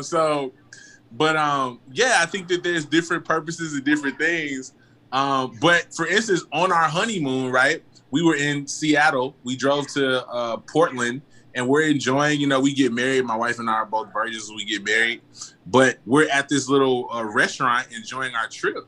And there's a public art event. It's called the Naked Bike Ride. It happens in a lot of cities, Chicago. But the biggest one in the country is in Portland. Of course it is. My wife and I... Was that? I said, of course it is. Yeah, and so my wife and I are on our anniversary, obviously reading the Song of Solomon. It's our honeymoon. But like, people are taking a good thing that God created and they do this super edgy display of it to make a point called a naked bike ride. And so these people the end of the bike ride is at this restaurant that we're visiting for our honeymoon. And so I'm chilling. My wife goes in the restroom. She comes back out and she sees like naked ladies walking into the restaurant. And I hadn't noticed yet. And my wife is from Memphis. She not playing with that. Like she got the folks up out of that building so quick. I don't think they were ready for that type of Memphis energy in Portland. But the point is that they were using art to make a statement about like loving yourself and loving your body. But they were doing it in such an edgy way that it actually was harmful and you missed the whole point of what it was. And so my wife decided to shut it down. So I think that's two examples of like one good thing, but if you're trying to illustrate this good thing in such an edgy way with no discernment or no care for how it could affect the general population, I think that a lot of times you miss the point. Absolutely. And I would just add to that, what I'm gonna pin up I Am Rescued here next, but what is Training Day about, right? Concepts, like big concepts. What is Training Day about? One of the themes throughout Training Day, which is actually it's a Machiavellian concept. It's a worldly concept, and we see it today, especially in politics today. The idea is that the ends justify the means. Denzel's character is doing whatever he has to do by any means necessary to get his goal accomplished. And what is where's that story end? It ends with him dying. Sorry, spoiler alert. It ends with him dying and proving that the ends justify the means is not a healthy, smart way to live. So that is true. That is a biblical truth. The ends don't justify the means. How you get to your desired result is just as important as what the intended result is. impact over intent. You could have great intents, but if your impact is trash and you're hurting people in your intent, that's not cool. So to me, I think it's completely aligned with it. Now, the question of as a Christian husband, am I kissing another woman in a movie? No, I'm not. Am I doing a nude scene, a sex scene? No, I'm not. I'm not talking about me as a believer. I'm not doing any of that. I'm not doing Justin Bieber in the pop star video. I'm saying, is there room to do these things in the name of acting and or art? Meaning, if we're now recreating a modern day version of Samson, and we're not calling it Samson, we're calling it fill in the blank, right? And we're making it more modern, but it's the same story. You're saying a Christian can't play Samson? Like, that just seems wild to me. You know what I'm saying? That seems like we're drawing hard lines where they aren't any hard lines. And the Christians who watch that will be like, yo, that is a movie about Samson. That is clearly what this movie about. And then the non-Christian will watch and be like, yo, that's an ill story. My man's lost himself, da-da-da-da. The biblical truth is communicated. And yes, it's going to be edgy. There's edgy stuff in the Bible. Like, there just is, right? So I'm not saying we need to go make a Christian erotic porn in the name of Song of Songs. That's not what I'm saying. You know, I'm that's saying, what they're going to do, too. What'd you say? I said, you know, that's what they're going to do, too. They ain't going to just show the opening scene of sex. They're going to have 2 live crew on in the back. Yeah, you know, yeah. He's going to be... That's not what I'm communicating. I'm saying that... I know what you're saying. I'm saying that maybe there should be more extensions of grace for these people who are in very interesting situations. And maybe we should refrain from our judgment of them and their art and their craft if we're consuming the very same media we're critiquing. That's all I'm saying. Totally agree. So I'm gonna come back to you. I'm rescued, and then we're gonna move on after this. Go ahead, boss. You're pinned up. You're still muted. Sorry, I unmuted myself. So I think what I tried to gain from what Conscience and Bartholomew was saying, I know Bartholomew mentioned the Bible being literature, but you know, the way that it's used in portrayal and what you do with it. I want to say that there's 2 things I wanted to pull up. The one is that it says that the word is given for rebuke, reprove, and instruction in righteousness, meaning that the end goal of using the Bible as a form of if you want to put it in media, the end goal is 1, rebuke, 2, reprove, 3, instruction in righteousness. And at the end of the day, what you want to see, or the fruit you want to achieve from that, is that you possibly want salvations from what you're putting out. You want people for the kingdom. And if what you're going to put out is going to be edgy, quote unquote, is going to cause people to stumble, feel that the content is questionable, then why put that kind of content out in the first place? Even though it may be in the Bible, granted, I understand that. But if it is going to cause anyone to fall away from the kingdom, why put it out in the first place? And in Mark 4:42, it actually says that if any one of you causes these little ones to stumble, anyone from my kingdom to stumble, it would be better for you to tie a millstone around your neck and, you know, throw yourself into I don't know, what is it? Is it water or whatever? So it would be essentially better to dispose of yourself. And that's sort of the level that we're dealing at here, that Christ doesn't want anyone to stumble. Christ doesn't want anyone to fall away. If we're putting out art and we claim to be Christians, we need to be careful with what we are putting out, because at the end of the day, if whatever you put out causes somebody to stumble, it could be a soul lost for the kingdom. And I think that's essentially, for me personally, the mindset that we should have when we're putting out any form of art for anyone. Yeah, but listen, I don't think we have the capacity to cause someone to not go to heaven with a song or a movie. I think it's very difficult, because you got to ask yourself, who's the author of salvation, who preserves salvation, who does the sanctification. So one, I think from a theological standpoint, to say someone's going to watch Training Day and then walk away from Jesus, I think that's pretty wild. 2, I would say this causing the stumble, I think, is one of the most misinterpreted scriptures in all of the New Testament. Paul did not stop eating meat, guys. He did not, right? I don't drink alcohol. Right? Jesus drank alcohol. That's like fully substantiated. All scholars believe Jesus drank alcohol. If you're an alcoholic, you could look at that passage and be like, well, Jesus turned water into wine, therefore I should drink.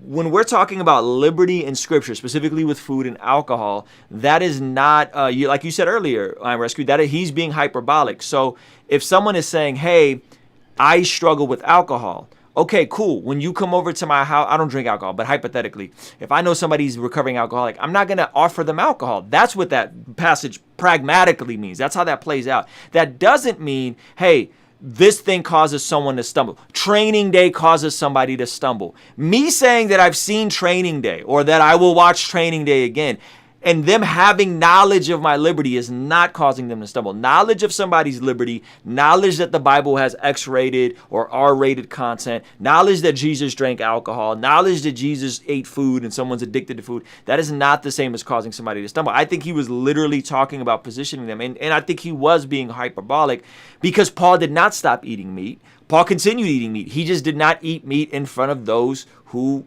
struggle with that. You know what I mean? So I think that passage is very dangerous because at that point, I'm rescued. Somebody could say, hey, bro, rap causes me to stumble.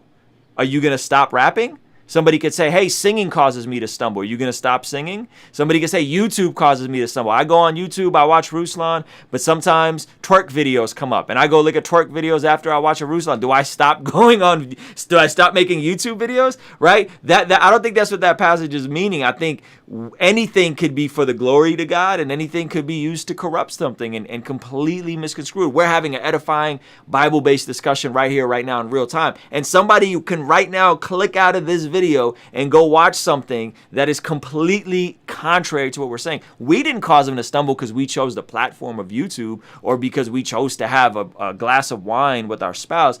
I don't think that's what those passages are saying. I think it's saying, hey, you come over to my crib and I know secular music is a trigger for you. I'm not putting on secular music out of respect for my brother who's weaker. You come over to my house and I know that you're trying to lose weight and you eating fried food is going to cause you to binge eat. I'm not putting fried food and dessert in front of you. I think that's what those passages pragmatically mean. I don't think they mean, hey man, just stop doing anything ever that causes anybody to stumble, because at that point, we just have to stop doing everything. We got to go become monks. We got to go live in caves. It's a wrap. We can no longer enjoy food, which we know the scriptures say we should. We can no longer enjoy anything because me doing something is going to cause someone to stumble somewhere. And I just don't think that that's what pragmatically that meant. Or else, why would the Gospels open up with Jesus' first miracle, turning water into wine, knowing that recovering alcoholics will read that thousands of years later, and that could potentially cause them to stumble based on that interpretation? I don't think that's what that means, in my opinion. Okay. So essentially what I was trying to say I totally get what you're saying, but essentially what I was trying to say was that to give an anecdote is that for example, somebody puts out very melancholic music, very depressing music. I had a friend who was at church and listened to that, and that person put out that music with no evidence or no reason to be putting out that music to cause this person to do what they did. But this was a friend of mine, and she would listen to this person's music for about a month, and she ended up cutting herself because she felt influenced by the music to do that. And that person didn't give my friend the blade, or in particular tell her to cut herself, but what he put out had an influence on, her mindset, sure, and her reality, and so on and so forth. So what I'm saying is that oftentimes we feel like, I'm going to put this out, but it's up to you as to whether or not you want to do X, Y, and Z. If you're going to stumble, i.e. with alcohol. If I have alcohol at my house, it's there. I have it at my house. You came, you have an issue with alcohol, you stumble on it. It's not really my fault. And I'm like, that's true. But I mean, for the sake of someone's, well-being, if need be, rather just, say that for the sake of your soul, for the sake of caring about you, your well-being, and not causing you to stumble. Because I care about you, I'll do whatever it takes to help you in that process, in that state. So what my personal conviction out of all of this is just that we need to be very careful with what we put out, what we present to people, because we may be in the position to say that it's not essentially going to cause you to stumble. It's not my fault that you stumble. But why put that out in any case and present the person with an opportunity to stumble in any case? Yeah, but again, I'm Rescued. You might have a sad chord progression on one of your records, and that same person might listen to your song and be like, yeah, this record was melancholy and it had a lo-fi vibe to it. Like, that's not on you, bro. You can't carry that. That's carrying the entire weight of everybody's struggles on your shoulders, and I don't think that's what a Christian's supposed to do. I do think, yes, I'm not going to, if you're coming over to my house, you have an issue with alcohol, and I have alcohol, like say, hypothetically, I have a wine bar. I'm putting that away. I'm putting that away out of respect for you, right? But if I have a sad chord progression, you know, and it's melancholy, that's not on me or you as creatives to not, all of a sudden, now I can't do minor chords because some girl somewhere might cut herself. Like, I don't think that's what that means, bro. I just don't see it that way. Yeah, I get what you're saying, but like not specifically for the music, just the vibe, but also the content that's in it, which is basically what I'm going after. Like, it's not just like the vibe or whatever you do, but the content that you put out associated with what you put out. So you can have something melancholic, but it can make people feel a certain way. I don't know. But there are listen. There are Christian worship songs that make me feel depressed because of the chord progression, and I don't listen to them. Straight up, some of the biggest Christian songs out there, I just feel like, whoa, I don't want to hear this. It just makes me feel sick. Like, literally, like I'm not being hyperbolic. I'm being serious. And there's certain popular worship songs that I cannot listen to strictly because of the chord progression. You know what I mean? And so, like, yes, the content is about Jesus and glorifying Jesus, right? So I think we would agree in principle. I think we're saying, how does this play out in real life? And I'm never going to ask somebody to change their chord progression or to say and lie to people that they don't drink alcohol, because that's just not what the scriptures do. Like, there are sad stories in scripture. There are depressing moments, and there are moments of joy and celebration. And I mean, gosh, I'm reading Ecclesiastes right now, and every chapter this man stops and says, yeah, we should enjoy food and enjoy drink and be merry. Like, every chapter he stops and says that, right? Somebody could read that and completely take that the wrong way. So I hear you. I think we agree on use discretion, be wise, consider other people. I think where we may disagree is, I'm never going to tell an artist don't use a sad. I mean, again, I think some of Montel Fish's music makes me sad. Just straight up on the vibe. It legit makes me sad. I don't want to hear this melancholy, like, when I was a Christian and I first got saved, I didn't. Like, that stuff it'd be bumming me out. I'm like, I don't want to hear that. Like, I want to hear, right? I'm just being honest. That's my brother. I would never say, yo, some of the stuff I watch from you, bro, it makes me I would never even say that to him. I'd just be like, bro, I'm just not going to click on some of your videos because it's just a little too emo for me, and I don't want to go there. I need some Fred Hammond right now. I need some Bartholomew Jones. I need some I'm Rescued. I need some Conscious. I need something more upbeat, because that's what speaks to me. But some people like that vibe. You know, some people want to sing emo love songs to Jesus, and it's a vibe for them. And I'm just like, yeah, for me. I don't know, man. I just think it get hairy. I think we agree on the big idea of consider other believers, be sensitive to where other people are at. Love Jesus, represent Jesus well. For the record, guys, I don't drink alcohol. I don't drink alcohol because my mom's an alcoholic, FYI. Okay. I don't plan on doing any sex scenes. I don't plan on doing any kissing anybody that's not my wife if I ever get into acting.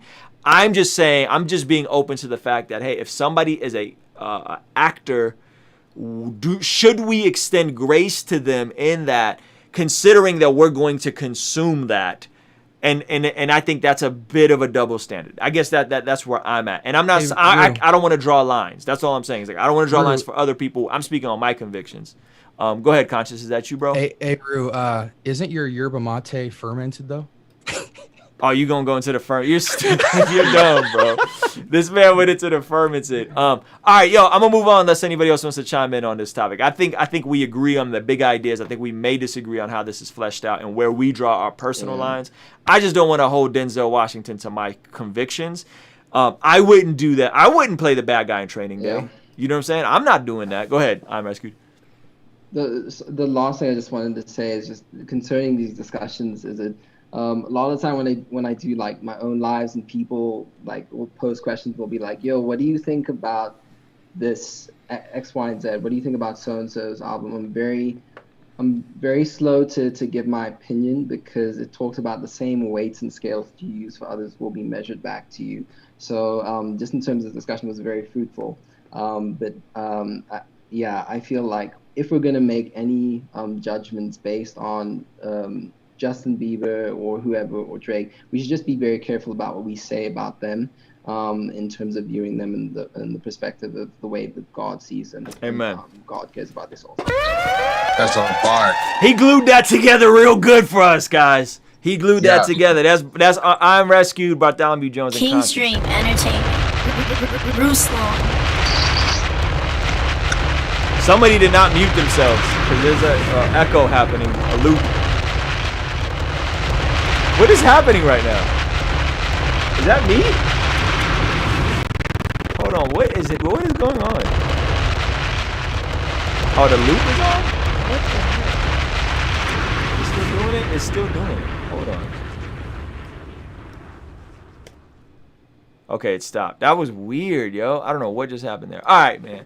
Appreciate you guys, man. And it's, yo, I'm telling you guys, listen, have people that you talk to that you disagree with. It's good for you. It's healthy for you.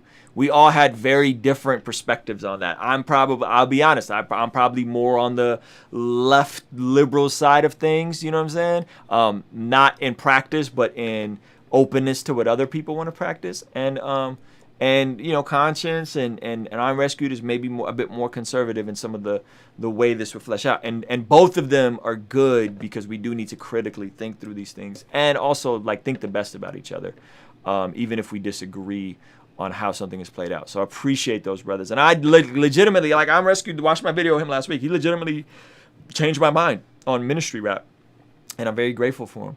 So I'm gonna pin up the homie. Yo, I'm Rescued. You no, it wasn't you. I did reference you, but you got me a sub from Kingdom Music and Brian Trejo because of our video, and then I referenced you in my other video with my video on Dayton, covering the same thing, and in that you got me a sub from Kingdom Music, Brian Trejo. So we trying to get him on the channel, man. So thank you, I'm Rescued. All right, 350 Music. Turn your camera on, Chief. What's up, man? Okay. Hold up. Where you at, bro?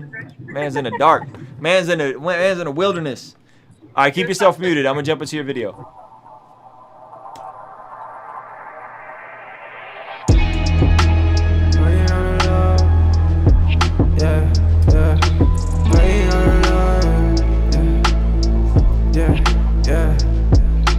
I've been up since 2 a.m. I've been going through it, yeah. I've been needing you again. I've been needing you, yeah. Driving on the road, passing you and go, running on E. Are you telling me to go? Working on me, are you working on the low?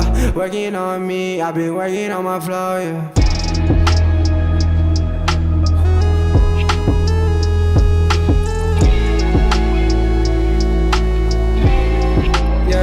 I just wanna run away, looking for escape, looking for a way, looking for that place that you call a savior, that you call a savior, that you call a savior, that you call a savior. I just need a savior, I need you to save us. Show me all the way, show me all the face. I just need the one that's not gonna play us, not gonna take us, not gonna fake us. Yeah. Where you at, man? Can you come and bet me? Carry me on your back, man. Yeah, I need that, man. Greater than the facts, yeah. Greater than the mask, yeah. Greater than the last one. Greater than my day, yeah. Working on the yeah, yeah. Working on the yeah. I've been up since 2 a.m. I've been going through it, yeah. I've been needing you again. I've been needing you, yeah. Driving on the road, passing you and go, running on E. Are you telling me to go? Working on me, are you working on the low? Working on me, I've been working on my flow, yeah.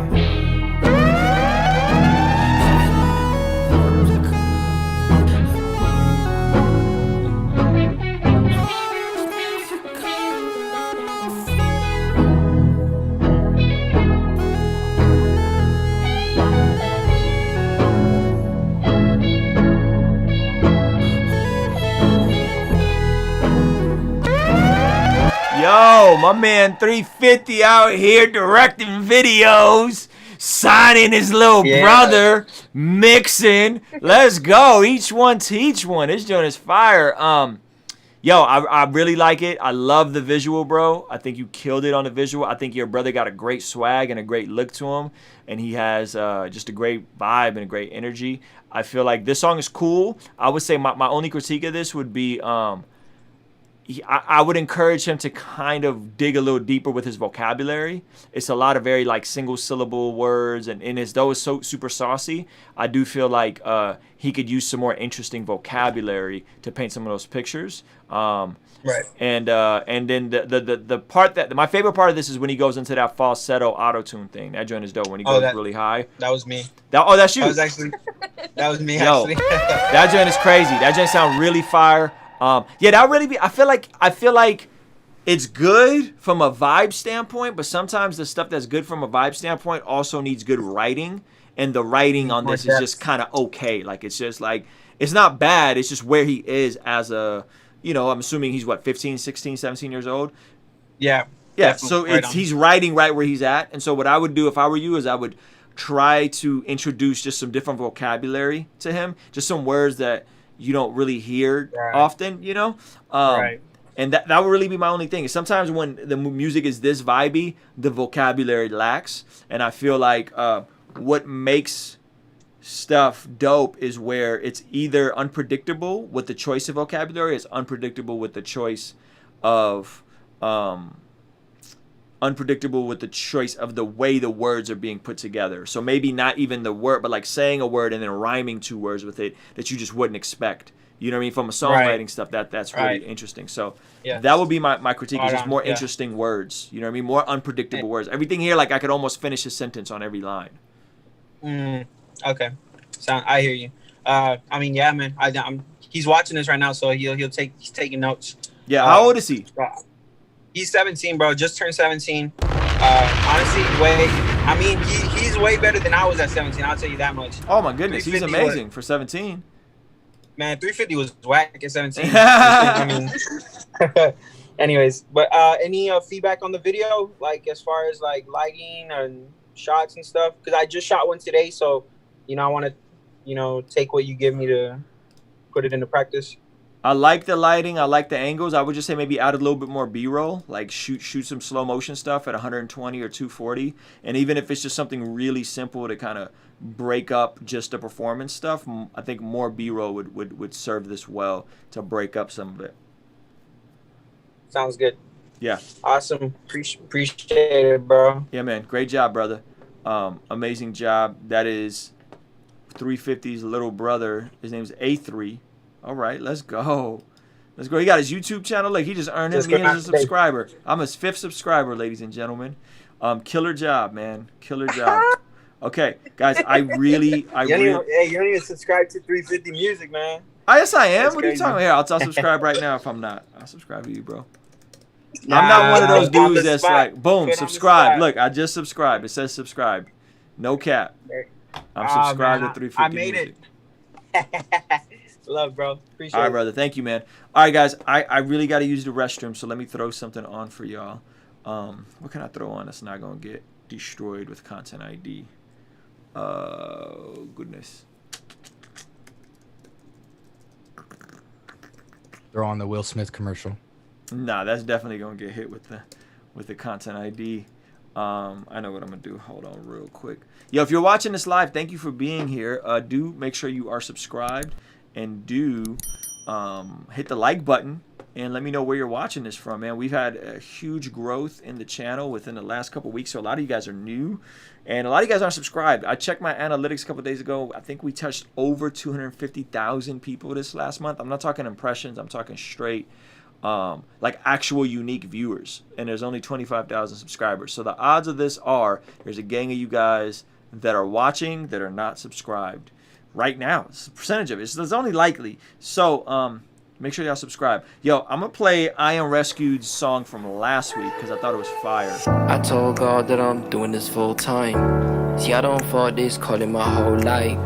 It's easier to conform. It's easier to contort instead of walking by faith. Instead of trusting the source, I wasted time living through people's eyes. How silly it seems when you pursuing your dreams, but in due season, you reap the reward of being obedient.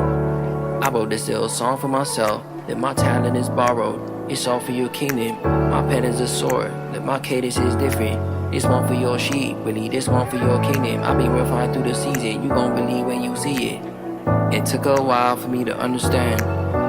If you know life is just a minute hand, I will be done, but you had different plans. So I place my purpose in your perfect hands. The graveyard is full of potential. I pray to God, I pray I won't settle. I put my trust in God, I don't believe in the odds. Jumping in on parachute. The graveyard is full of potential. I pray to God, I pray I won't settle. I put my trust in God, I don't believe in the odds. Jumping in on parachute. I cannot deceive you, God, I wasted my time. Soaring just like eagle. You won't jump, you won't fly. Even though it seems senseless, I don't trust in my senses. It's no parachute. Even though it seems senseless, I don't trust in my senses. It's no parachute.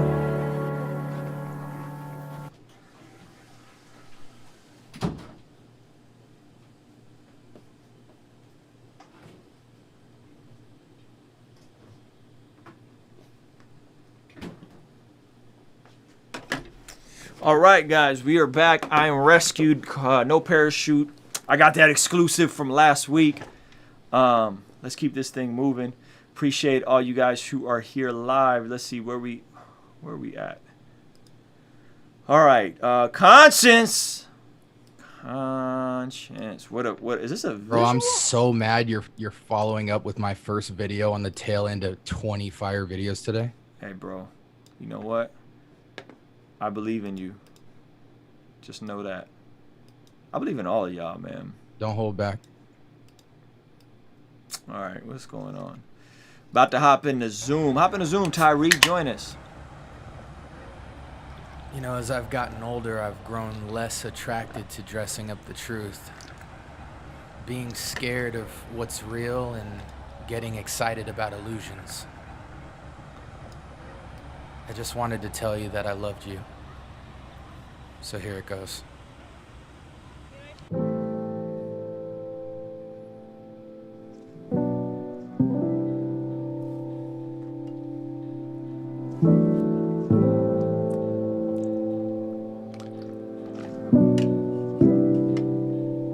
That's a dope shot.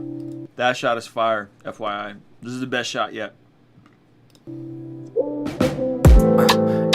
Move your body, go, baby, why we go, we got all day, go, praise Yahweh, I'ma throw my hands up, just got free like he cut the handcuffs, I don't need money, I'ma put them hands up, go, they don't understand us, no, yeah, we been through a lot, dirt from the bag to the rinse of the pot, but you reap what you sow, so we get what we got, we put it all together, we gon' get vanilla. Deserve hell cause we sinned a lot. So we rest in the rock like a cinder block. East to west, he remembers not. Yeah, I'm not coming down. Left my past alone. Died in rules again. We ain't coming down. Would you come with me? I don't got bills, I need some company. I don't want a life, you look underneath. You gon' find something no. Fall from the fantasy. I know I got flesh, what did you plan to see? God gave you the spirit, you can't handle me. Slow walks on a marathon, I need you to get your mind right. Yeah, I need God to be the highlight. Yeah. I'm about to lose my mind, yeah. Caught up in glory, yeah. It's all him, none of me, yeah. Baby, would you come with me, yeah. Not much, but I want to be, yeah. So would you give me that time? Give me that time. I'm not coming down. Left my past alone. Died in rules again. I ain't coming down, no. Baby, would you come with me? Spend a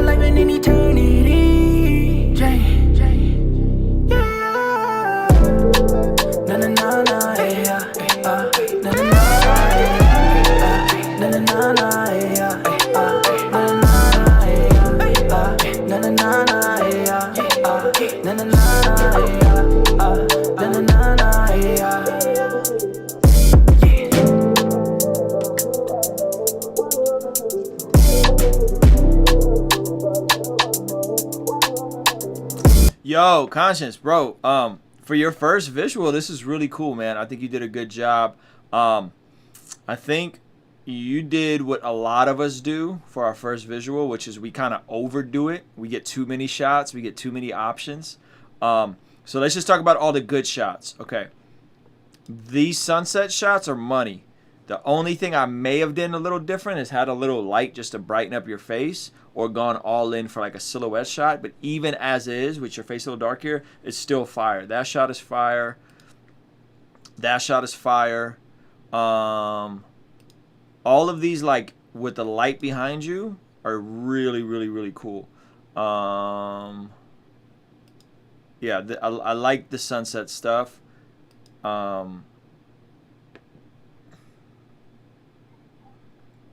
Yeah, a lot of this stuff is really good. The parts that I would have completely scrapped was this location. It's the contrast of the lighting. Like, the lighting doesn't... Can you tell me what you're looking at? Because the stream's behind. 17 seconds. Okay. So, like, the tree stuff when I was on that rail? The entire opening shot just looks really weird because the lighting is a different luma, meaning that you're using, like, really cool natural light, and then you're using this, like, kind of low-grade...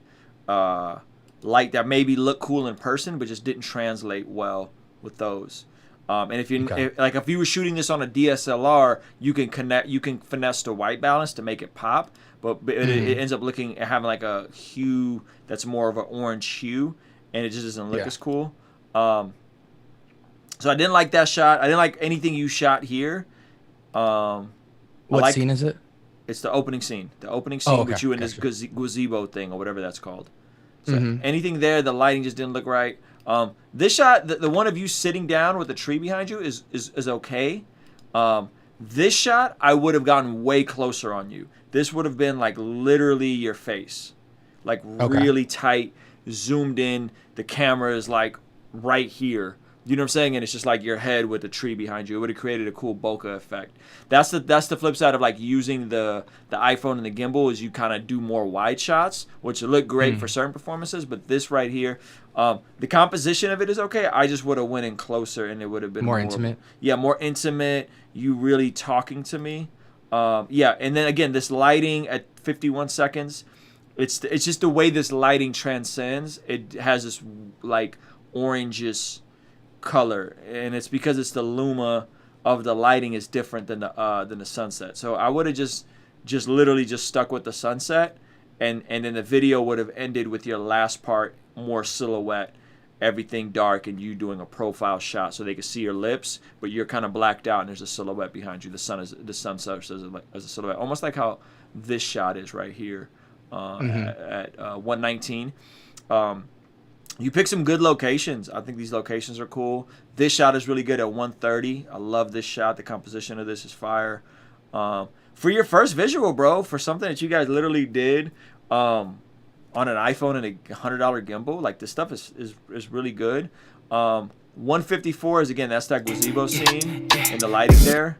I'm not a big fan of it. And I would also say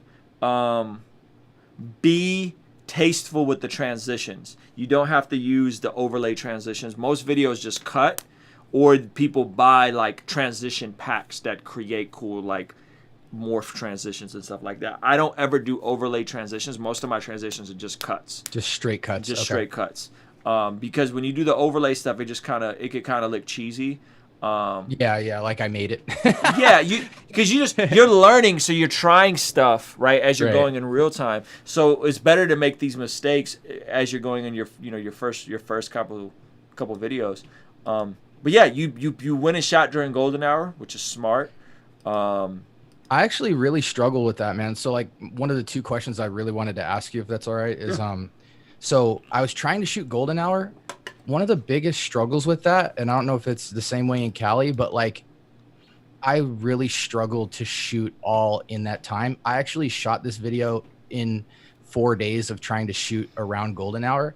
And like the lighting transition during sunset is just so fast that like I just could not, you know, I would have had to shoot it over the course of a week. Is there any tips you have as far as like time of day? Because I was just in a race with the clock so much that I kind of just, you know, at a certain point was like, yeah, there's so much footage I threw away, but do you have any tips for that? Yeah, I'm trying to find the app that I use to find out when actual golden hour is and when blue hour is. Because I was doing like 6 to 7, and sometimes I was even doing 5:30. But you know, in Arizona, it's so flat. You know, you see is sky. Like, yeah. so Let me find that app. I'm trying to find. There's an app that tells you the ideal time for golden hour, the ideal time in the morning, the ideal time at night. Shout out to Hayden. He said shoot 30 minutes earlier than you think you need for golden hour. I think that's a good gauge. What the heck is this app called? If you guys remember the app, help me out. There's an app that tells you the ideal time to shoot every single day. I cannot find it. It is so frustrating. Let me see if I can find it. Does anybody remember what the app is? I literally got it recently. Lugo told me about it. But yeah, so I think Eddie said the thing is, guys. Eddie said 4 to 6. The thing that's tough is that it's actually different everywhere. So 4 to 6 on the East Coast is going to be completely 4 to 6 versus in Arizona when they aren't doing daylight savings time versus in Cali. Like the sunset is actually different everywhere. Adam at Music said if you're shooting before that and are having issues, use polarizers or ND filters. That's it. Well, he's shooting on an iPhone, so he doesn't. I don't think he has access to those. Another question I had, Rue, was, you know, you had said before when somebody asked you like how to loosen up on camera and get kind of like what, you know, like I'm trying to find my camera voice, and you had made the comment of like you just need to keep shooting and keep shooting and keep shooting. And I'm trying to like seek out like, am I going to be the person that's kind of narrating with my body, or do I want to be the person that kind of tells story through film, or do I want to be kind of a minimalist? And obviously the answer is try them all and see what works. But like, is there anything distinct that you had in your experience shooting a lot of video that just kind of helped you get a little more awareness of that outside of just shooting an absolute ton? Like, were there any gems you were just like, aha, this helped me find my video voice a little bit stronger? That is a good question. Because like there's cats out now where like the whole video is just like them on a bike and it's very captivating and it's all one straight shot. Then there's some that are more like movie-esque and stuff like that. And yeah, I mean, listen, a music video doesn't have to have lip syncing. You know what I'm saying? Like it doesn't. So there's videos where you can literally just do a story. It could be a short story. It could be a short film. No lip syncing. It could be a really interesting one take.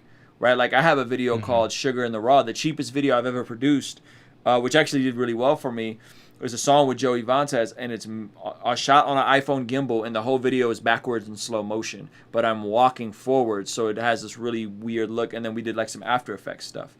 Right.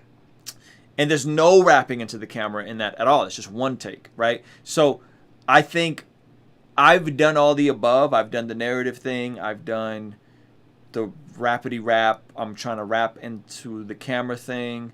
I don't have an answer for you. What I'm trying to do is more so like build a set that I can utilize on a regular and I can come back to, or have a singular location that I can control with cool lighting that I could always come back to, and then tell the story through B-roll in different locations through a story.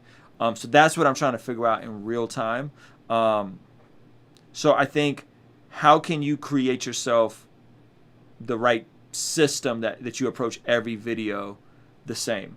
You know what I mean? Every video the same. And I think, again, if I'm you, Conscience, you know what I'm doing?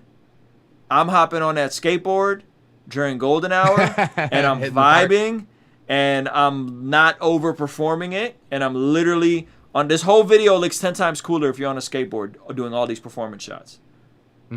That's what I would do, bro. You can freaking skate really cool. You know what I'm saying? And you're not sore on the eyes. You're not a bad looking guy. You know what I mean? So that's what I would do, is literally every video would have a one take of you performing on a skateboard, and whoever's holding the camera, let them hop in a car, and the car rides alongside of you from one angle. The car is going backwards, and you're driving into the car, and you're on a skateboard. And I would do some stuff like that. And I think if you just had that as a motif in all your visuals, bro, that's the cheat code in my opinion. Again, that's just my opinion. As like, what are you already naturally good at that you can incorporate that'll give this a cool visual aesthetic? You know what I mean? Instead of like for sure trying to kind of, I don't want to say reinvent the wheel, but do something from scratch. You're great at skating, bro. Like that would literally, like, you skating in every video would be a vibe, in my opinion. You know? So I don't know. Those of you guys that are here and have some success at shooting videos, like I freaking wish I could skate. You know what I'm saying? Because skating is so much a part of street culture that I think you could really finesse it. The reasons for ND Filter Trutha is to shoot outside with an open f-stop so you're not exposed but still have the depth of field. Yeah, Adamant, you got to remember, bro, a lot of these brothers are shooting on iPhones, so they don't even know what f-stop is yet. So we're literally just working on composition. And we're looking at composition, and we're looking at like natural lighting and interesting shots. So ND Filter, all that stuff is good. That's a little bit further along in the process. That's when he's got a bunch of videos, made some money, bought a nice camera, learned the gimbal, and now we're using ND filters and knowing what an f-stop is and knowing what the shutter is. You know what I'm saying? You guys I'm still in the after-school program. I haven't made the team yet.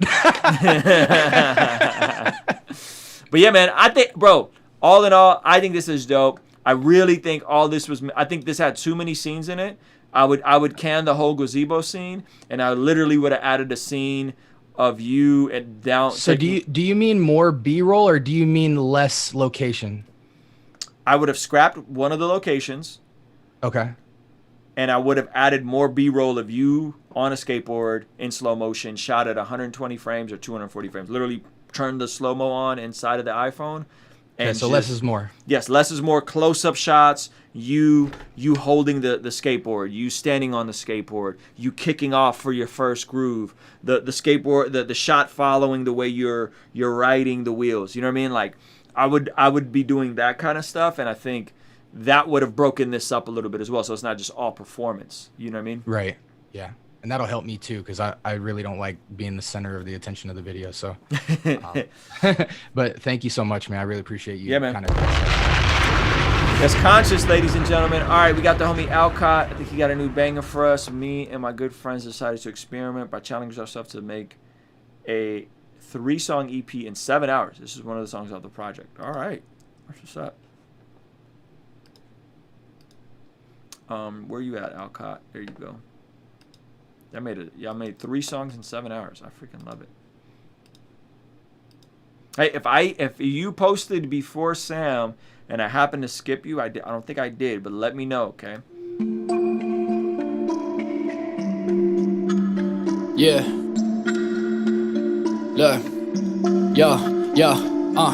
Ain't nothing ever changed but the scenery. Working like I'm half man, half machinery. I won't take a day off, I gotta pay off. Every day I owe myself, I'm coming for the greenery. Ain't nothing ever changed but the scenery. Working like I'm half man, half machinery. I won't take a day off, I gotta pay off. Every day I owe myself, I'm coming for the greenery. Look, I'm face to face with my idols. They get replaced, take the stage, I do. Straight out the gate, my style is sounding great, but got so many imitating. Gotta prove the same that you can't do that I do.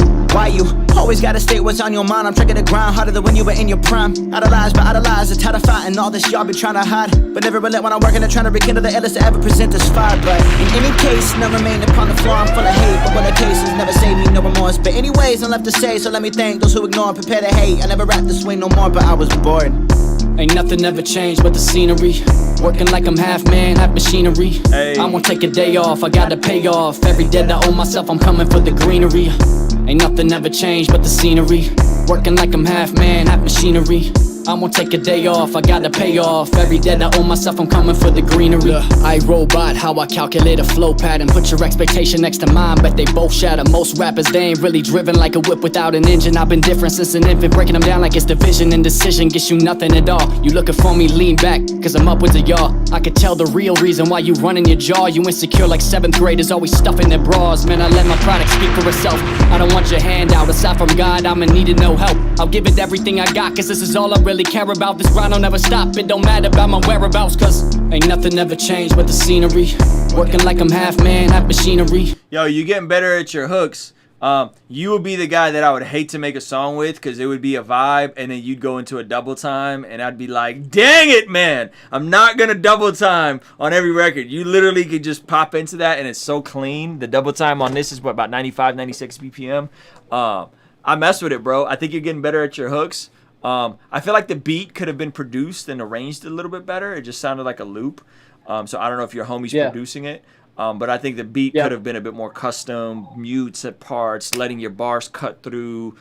You know what I mean? Just some more instruments coming out. So the hook felt like a hook. That would really be my only critique. But I think you sometimes doing these challenges of like, yo, we're going to do 3 songs in the next 7 hours. We're going to do 3 songs in a day. Those are the very things that can get you to tap into your flow state very quickly. And the areas that you may feel weak in, like writing a hook, all of a sudden come to you because you're looking at completing and creating and not overthinking. So I think this is the kind of stuff you're going to do that's going to like really help you level up as a writer and as an artist, overall artist, man. So I mess with it, bro. Is your homie doing the beats? Is that what this is? Or Yeah. So it was me and 2 other dudes. One of them was the first verse. He's a rapper too, and then the other guy's a producer. So like, so it's like producing the beat, writing, and then recording is all within 7 hours. So we did 3 songs like that. So yeah, that's probably why the beat may seem like a little bit simple, you know, just because like that was also like within that time frame. But yeah, I do think that like that forced me to like make a very simple hook, which like may be like, you know, part of why I like came across like all right, because like that's usually what I struggle with. But the time constraint made me be like very I don't know, very simple with it. So I love it. Yeah, no, it's a different totally different like type of way to make music. So how do you like making music in this way with a hard deadline? We got 7 hours. We're going for it. Do you feel like it makes you more creative or less creative? I mean, I just think it's different. Like I think the project that we made, like I like it. I think it's more of a vibe though. Whereas like the stuff that I typically make, like normally just has a little bit more meaning to it. Like it's more introspective. And so like this is just like I feel like you would listen to it in a different context. So like, I mean, but I like both. Like I mean, it was fun, and so like I'm proud of this project, but I would also be proud of my own project, which is totally different. Like it's just I don't know. It's all about building versatility for me. So like I'm happy with it for sure. There you go. Sam Alcott, ladies and gentlemen. All right, we're gonna keep this thing moving. We got the homie Neems. What we got? Neems with I think this is a beat. All right, appreciate all you guys for being here, man. We got Neems, Bats, and then Noah. I don't. Oh, there's your link. Okay, I see your link now. All right, here we go. Neems.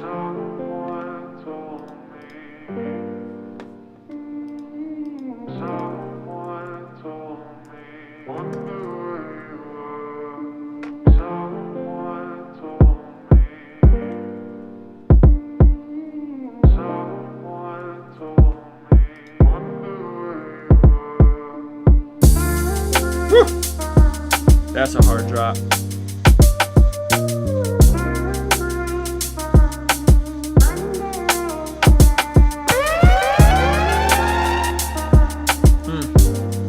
Yeah, Neems, we leveled up, buddy. Come on.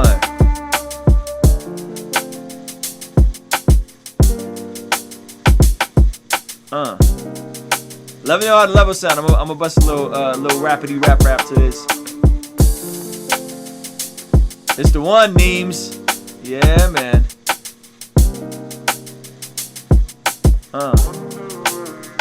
It's the one, Neems. I don't got no memes. Yeah, it's just truth though. I do it how I do it when I come back, and you know that I'm a bro the proof, bro.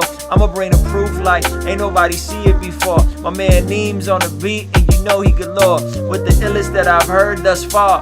He cutting the samples up, and you know that it's real raw. Yeah.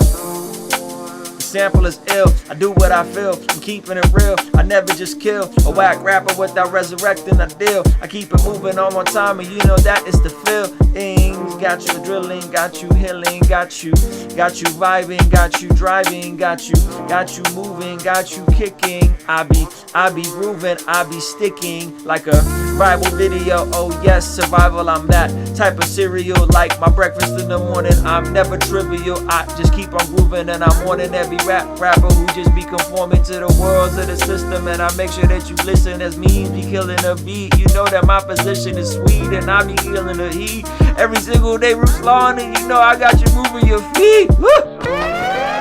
Give myself an air horn. Yo, great beat, bro. Great beat. You like, this is it. This is the one. Bat said it in the live stream. Yeah, bro, this is fire. Like, make more like this. Cause the bounce of the groove, the sample chop, the out of the piano effect, it seems like you finally like really found your pocket, man. Thank you. I got excuse me, I got Isotope Vinyl. Hey, free plug-in that adds like it makes it sound more like a sample, so that piano is drawn in. But okay, I did more with the velocities. I had the I think I had reverb, took the lows out, added Isotope Vinyl. And those vocal chops are from this VST called Arcade I just got. Yep. And so I've been using that a lot. So a lot of my beats now are going to have probably vocal chops in it.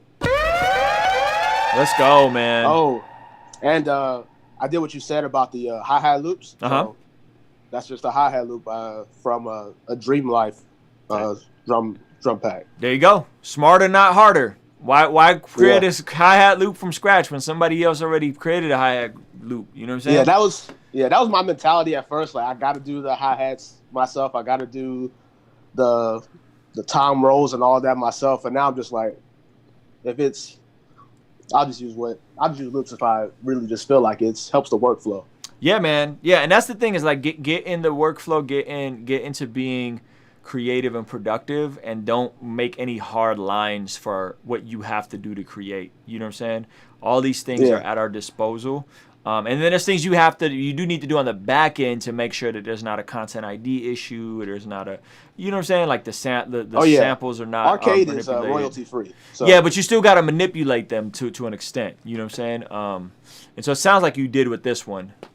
Yeah, those are like, so it's honestly like a VST. So you can like have it in a certain key, and then let's say some of the one phrase is the C note, and then it's like you can put it up to the D note. It's a whole different. So it's like more of an instrument and less of a it's like loop. a legit instrument. So that whole chop is not just one note. Gotcha. It's like a whole like chop. There you go, man. This joint's fire, bro. Appreciate it. Make more, and then start collaborating with rappers and start releasing this stuff and building your own audience on Spotify. Yes, sir. Appreciate it. Good job, man. All right, yo, that's Neems, ladies and gentlemen. I'm going to bring in my brother Bats. He got a new visual for us. Tell me who you is, tell me where you from. What have I become? Yeah. Tell me who you is, tell me where you from. Yeah. If you really got a problem, man, just look in the mirror. I start working on myself and now my vision is clear. It's nearsighted. I've been fighting 2 worlds that can light it, dripping like Poseidon. Yeah, they fake, they prosthetic. Yeah, their face is cosmetic. They apologetically telling me where I be. Honestly, y'all need to get off y'all butt and make some moves. And it's not about how you was raised, but the life you chose. Some losses help you win and it make you better. I'm just here to teach you young, trying to lecture, and test you and get you right. Making sure that you prepared, ready for the fight. Yeah, I've been the greatest, I've been degraded, I've been on stated that I'm infatuated with inflated egos. I'm just trying to spread my message to all of the people. Their words is like the birds that is spreading by mosquitoes. Yeah, tell me who you is, tell me where you from. Who you is, yeah. Tell me who you is, tell me where you from. Yeah. Oh my goodness, oh my gosh, yeah man, oh my gosh. Y'all was really not my friends, y'all the entourage. Only there when I'm calling shots, so race to stop. Never there when the numbers drop, but when I was flop. Being never had an op, she ain't you get it pop. Being I make It's that holy water, that holy formula, that holy product that never fail. Every move is calculated, guaranteed I prevail. Yeah, the team will fail if I don't play my position. And I'ma really play my part with a crazy precision. And I was made with a purpose, it's not my decision. I envision that the mission is to beat the coalitions. Yeah, one mistake can really mess your life up. Stuck up on the gram, can I help us swipe up? They know who I am, but they do not like us, they ain't like us. Yeah, hey, just look in the mirror. Tell me who you is, tell me where you from. Man, who you is, yeah. Tell me who you is, tell me where you from. Yeah, yeah. Yo, this joint is fire. I'm assuming this isn't done because this shot right here doesn't look color graded. Yeah, it's not done. It's a rough draft. Got you. Yeah, yeah. And then also, it looks like you shot it at a different frame rate. What did you shoot this mirror shot at? Oh yeah, bro. I don't know what happened to my phone. Like my back camera's not working for some reason. You said your so back camera's not working? Yeah, it's not working. So I was like, oh, I want this shot. So I was just seeing. You made it work. Yeah, some weird is happening with the frame rate there. Other than that, bro, this is fire. And you made this beat. Yeah, so I like the sunset shots. I like the this shot is really cool. Like the composition of this is dope. You really just kind of found some light and made it work. You know what I'm saying? Mm-hmm. I would say some of this feels a little too dark in my opinion. Like this is perfect. The like this is perfect because the light's shining into the camera, so it's still fairly bright. Where I feel like this LUT just feels just a tad bit too dark in my opinion. Not a big deal. I like the outdoor stuff. I feel like this kind of becomes a motif for some of your videos, like this outdoor shot where you're kind of walking around the camera in a circle. It's pretty cool. I actually do like this shot a lot with the dolly effect. The outdoor sunset behind you is money. The clouds is fire. The road closed sign. Yeah, it's dope, bro. I mess with it. I appreciate it. Yeah, it's a rough draft. I appreciate the feedback. I'm gonna get that fixed up. Yeah, man. And you're doing this in Final Cut, and then I'm assuming where are you adding like the color grade? Are you using Kunicam or are you using a different app? I'm color graded in Final Cut. Everything's in Final Cut. Got you. Yeah. Got you. Yeah, don't feel the pressure to overdo it with different LUTs. You know what I'm saying? Find a couple that you really like, and don't feel like you have to do like 2 or 3 different LUTs. Just find the ones that you like and rock with those. And then look up in Final Cut. There's actually a way. You got to remind me. I'll send you a tutorial on it where you don't have to add LUTs to every individual clip. I got adjustment layers. Adjustment layers. Okay, yeah, that's how I would do that. I think that'll save you a lot of time if you're not already doing adjustment layers. Mm-hmm. So good job, man. That's Bats, ladies and gentlemen. This man's crushing it. Yeah, man, super consistent. Every week he got a visual for us. Yeah, man, great job. All right, I'm gonna pin up the homie Noah. Where'd he go? Where's Noah? Did Noah leave? Noah's camera's off. Noah, turn your camera on when you can.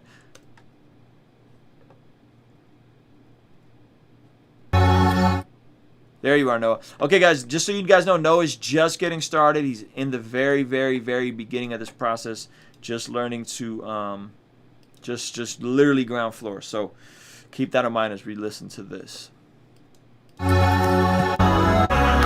This is my thought process. Sometimes I think I'm worthless. A lot of times I just want to be the coolest. But I know that God is the coolest. And sometimes I'm depressed. Sometimes I feel like I'm depressed. There's times when I feel like my chest is racing. But I just wanna worship God. He is my staff and my rod. There is times when I feel like I'm pretty odd. But I know I ain't odd. And I just wanna sit and chill with the squad. This is my thought process. Sometimes I feel like I'm worthless. There's times when I want to put myself to my dad. I don't want to make him mad. And there is times when I got myself, but I don't want to go that route. There's times when I am proud. I ain't chasing no cloud. Yeah. This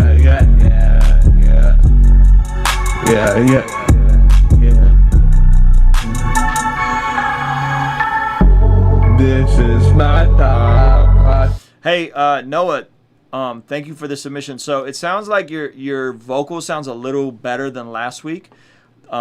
Moving forward, what's happening here is it sounds like you have everything way too loud and pushed up, and it's creating this pumping effect. It's called pumping, where the whole track is just getting smushed and compressed. So what I want you to really do this week is to look up what gain staging is. Gain staging is the process of first dropping in your instrumental, turning it way down, and making sure you can hear yourself loud and clear in the headphones. That's going to be something that you got to first master, is like gain staging. Your vocals sound better. You sound less muffled, and you sound like you got better mic placement this week, which was kind of the homework from last week. Is like, hey, back up, get 6 to 8 inches for the mic, which sound like you did. But there's something in the like the way you recorded this where the bass is just completely being pumped out. I'm assuming you have a compressor or something on this, but yeah, it's just suffocating the entire track. So this is what I want you to do. The next track you do, and I want you to go on YouTube and look up gain staging. But the first thing you got to do when you drop in your beat, turn it down. I'm talking 6, 7, 8 decibels down, and make sure you can hear yourself loud in the headphones and there's no distortion. You could hear enough of the beat and you could hear enough of yourself. And listen to the beat. You start off a little offbeat here, like this is my thought. This is my thought, rock, sister, pop, pop, pop. Like you got to catch that beat. So there's a count there. You got to make sure you're right on the beat. You know what I mean? And you're because the drums weren't there, you kind of fell off. And so the big idea, gain staging. That's what I want you to really work on this week, is gain staging the session before you record everything. Get the mix right in your headphones and set the levels right through the process of gain staging. Okay. Do you have any other questions or any other way you think I can give you any insight on anything else? Not really for tonight, no. Okay. But yeah, thank you for all the advice. I'm excited because you're getting better. You are getting better. So work on gain staging. After you master gain staging, DM me on Instagram, and I'm going to give you another thing. If you can figure out gain staging, I'm going to give you another step I want you to try in the coming week. Okay. That's Noah, guys. All right, we're going to keep this thing moving. We got, I think his name is Ty. Elshman. What's up, What's going on, boss? Chilling, man. You nailed it. It's Ty. It's just T.I. and a bunch of silent stuff. Probably the only person in here nowhere near the hip-hop world. Okay, dope. What genre is this? What can we expect? I've been touring and singing in a rock band for like 8 years, and I jumped on just because you guys are hustling 10 times harder in the independent world in hip-hop than anybody else in the rock world, so I'm here to learn a thing or two, you know? Let's go! I'm excited. All right. In the summer of 1980, pop rock boy band legends Sink In set out to make the most technologically advanced music video of their time. All right, Sink In. And so your band is called Sink In? Yeah. There's like an intro for like 10 seconds. You can just run it right to 10. Okay, got you. I kind of want to read the intro. Now I'm intrigued. All right.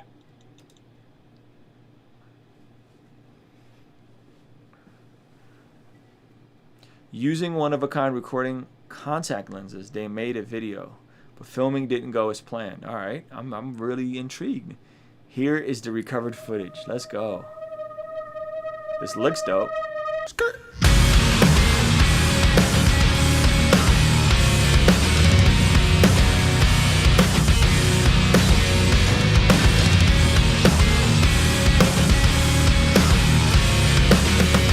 Lighting is great.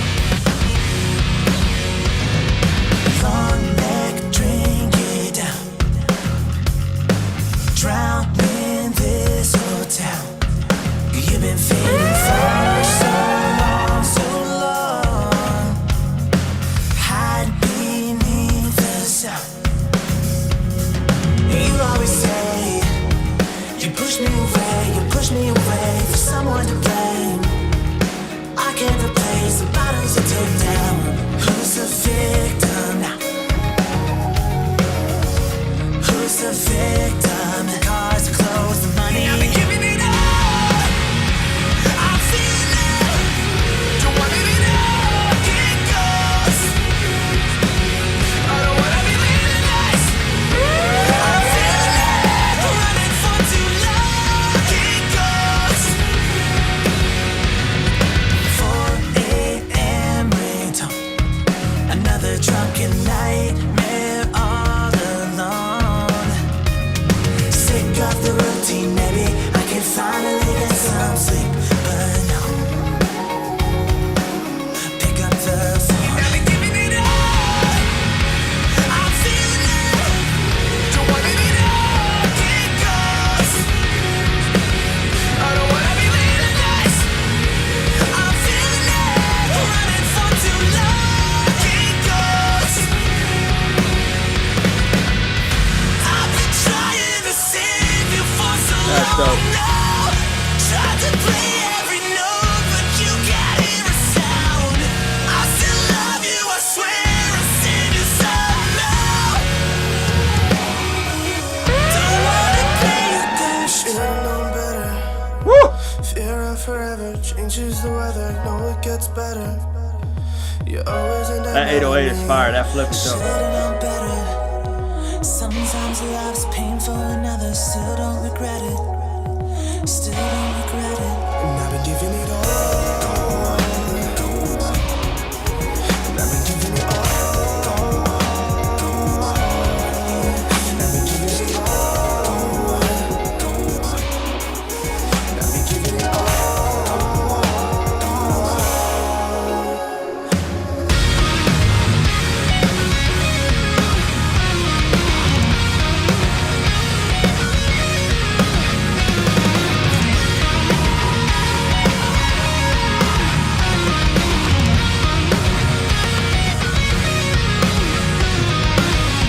I've been trying to save you for so long now.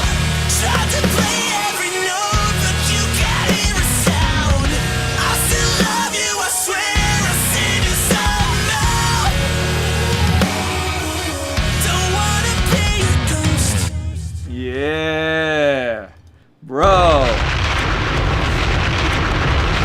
All right, that joint is crazy. I think you know the record is fire. I love the switch ups. I love the writing, the melody. I'm not necessarily like big in this world, but I really like this song. I'm a big U2 fan, which isn't this. I feel like this is a bit more poppy, and which I like it's more commercial sounding. I'm from Southern California, bro. I'm from San Diego, so this is the home of Switchfoot. This is the home of POD. This is the home of Lifehouse. Like my pastor's one of our pastor's son-in-law is the lead singer from Lifehouse. So this is like our whole world here has this kind of stuff. You know what I'm saying? And it's this kind of the sound that San Diego is known for is like this real clean like rock Blink-182 stuff. So I mess with it. I really like it. I think my question would be, you said hip hop guys hustle, we hustle more, right? And so what I think it is, and again, I'm not an expert on this, but what I think it is just sheer volume versus quality. Like we can make more and therefore put out more and therefore touch the algorithms more than this, which I think I'm hearing live drums, and I've tried to record live drums before, and they're a nightmare. It's the wackest thing ever to record, right? It is a total nightmare, yeah. Total nightmare. You're talking about live instruments that aren't quantized. You're talking about first of all, like a really cool song arrangement. There was switches and signature changes. Then you go into like the 808 part, right? So from a compositional standpoint, just writing and recording the song is tougher. And then you have a fire music video. Like the music video looks incredible, right? So I don't know how long it took you guys to make that, right? But my prediction would be if you guys drop something this high quality once a month, you could touch the same algorithms. You know what I mean? But could you create something at this quality once a month and release it regularly once a month? That would be the question. Like, what would that really require? You know what I mean? To release it. That's a legitimate question. Like, how often do you release a visual that's this good? Yeah. So like, this is an example of exactly why, like, I'm here to learn, right? So my background is, we were actually on a record label, had the record deal, put out the full length, like two and a half years ago, did the standard release route of a band in our style. And it did big things for us. Like, it had multiple Billboard charting record. We did 700 hard copies first week. Like, it was a big deal. And we got completely screwed over by a label. You know, it's like the same story that everybody has. And we got buried. So what we've been doing this entire time is we've been waiting out the length of our deal and just recording singles. We basically play dead. And, you know, especially now with the quarantine, like, you know, a band's standard format is just touring hard and hustling. That's just kind of like the MO of the, you know, the rock band world. And it's forced us into this new element of, all right, we're just going to go and bust out singles in quarantine. And like, I want to watch every hip hop artist that I know is doing it right. And we're going to do that format. I love it. We have basically an album. We have an album now, but that's not what we're going to do. We're going to kind of fake it as you know, every 6 weeks there's got to be a new visual, a new single, and we're going to go the complete hip hop indie artist hustle route, because we just have to lean the opposite direction. I love it. Know? And like, you guys are good, and it's going to work for you because there's as far as I know, there's not a lot of people doing rock music with the output of hip hop artists. Where are you based out of? I'm in Los Angeles. Okay, dope. Here would be my advice, and this is something I'm implementing personally, right? So I'm trying to pump out a music video every week, every other week, every month. I'm not quite sure. I'm transforming my space behind me into a set that can have a plug and play type of environment, the same way I did with the cameras here and cutting between angles and all that kind of stuff. I'm basically going to create almost like a template where there's a location that's the same location. The lighting will change, the colors will change. So I'm upgrading some of my lighting. I'm upgrading some of the different stuff like haze indoors and just different tweaks, right? So I feel like if you guys did something where there was a set built and the band, you guys did all your band performance stuff at the same set and you just adjusted the lighting, right? So it's set up, you set it and forget it, and then every week you guys show up, you shoot your performance stuff, and then you pace out the music videos with different storylines, right? Or different sets of B-roll that maybe you go out in the field and shoot little type short films or love stories or B-roll with, like, and this one is not really, I didn't really catch a linear story. It's more just like interesting B-roll, right? Unless I just totally missed the point. It had a story with it, but it went with another video. Got you. Okay. Like, it tied together. It was the background of the actual video. Yep. So my theory, and this is my theory, and I'm not, and like hardcore creatives and hardcore artists will hate me for this. My theory is I think the stuff that's blowing up and taking off is stuff that's touching algorithms. Algorithms favor more releases more frequently. So what that means to me, this is how I'm piecing it together, is it's not about being perfect. It's not even about being great. It's about making everything good enough. How can you make your songs good enough? How can you make your mixes good enough? And how can you make your videos good enough? And how can you put enough of it out there? So it's something, I don't know how you guys are recording this stuff. What I would do is, when I was trying to do live drums, I've discovered how much of a nightmare and how time consuming it was to record live drums. So what did we do? Instead of like having a band play live, we just started having the drummer sit down and sequence the drums with live sounding drums, but that would save us 10 hours. You know what I'm saying? And unless your drummer already records himself and has like his own home setup, meaning that like you guys are passing files around, everybody's kind of an engineer and a recorder, well, then that's different, right? But like a lot of bands now, I feel like what they're doing is they're literally sequencing and programming their drums out. That's going to save you 10 hours, 5 hours, 4 hours work. I don't know, right? And then you say, okay, cool, maybe instead of, I don't know, how do you guys multi-track? Like, does everybody play at the same time? When you guys... No, not at all. I mean, honestly, we're to the point now where everything is just plug and play right into the DI. I mean, we like it's all drum samples, drum triggers. Perfect. At this point. So you're leaning into the technology and you're making more music faster. We even reamp guitars. You know, when you're tracking the guitars, it's everything just raw audio and then reamp it in post. Perfect. That's refined it for sure. Heck yeah. No, that's it. Now what I would say is, how can you do that with visuals? How can you take that mentality where you're saying, because there's a lot of purists, right? No, you need the live drums. You got to mic 10 drums and now live, right? You got to right? There's a lot of purists. There's a lot of people that go, oh, are you not going to use your Fender amp? You can't. You got to use the amp. You can't go direct in. No, technology bad, right?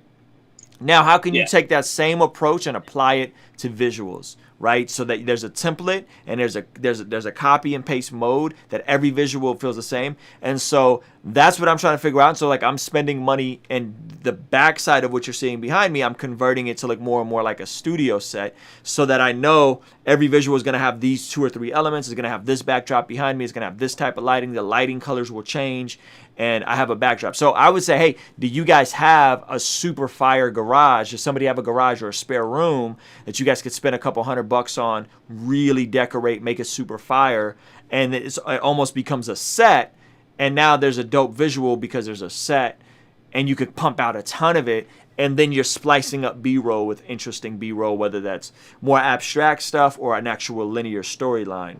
That would be my advice to you, and that if you guys did that with this quality of music, I think you guys could really do some dope stuff. Because what's happened is, to your point, there's more hip hop out there, true, but it's more oversaturated. There's more hip hop out there, so there's less people looking for hip hop because it's everywhere.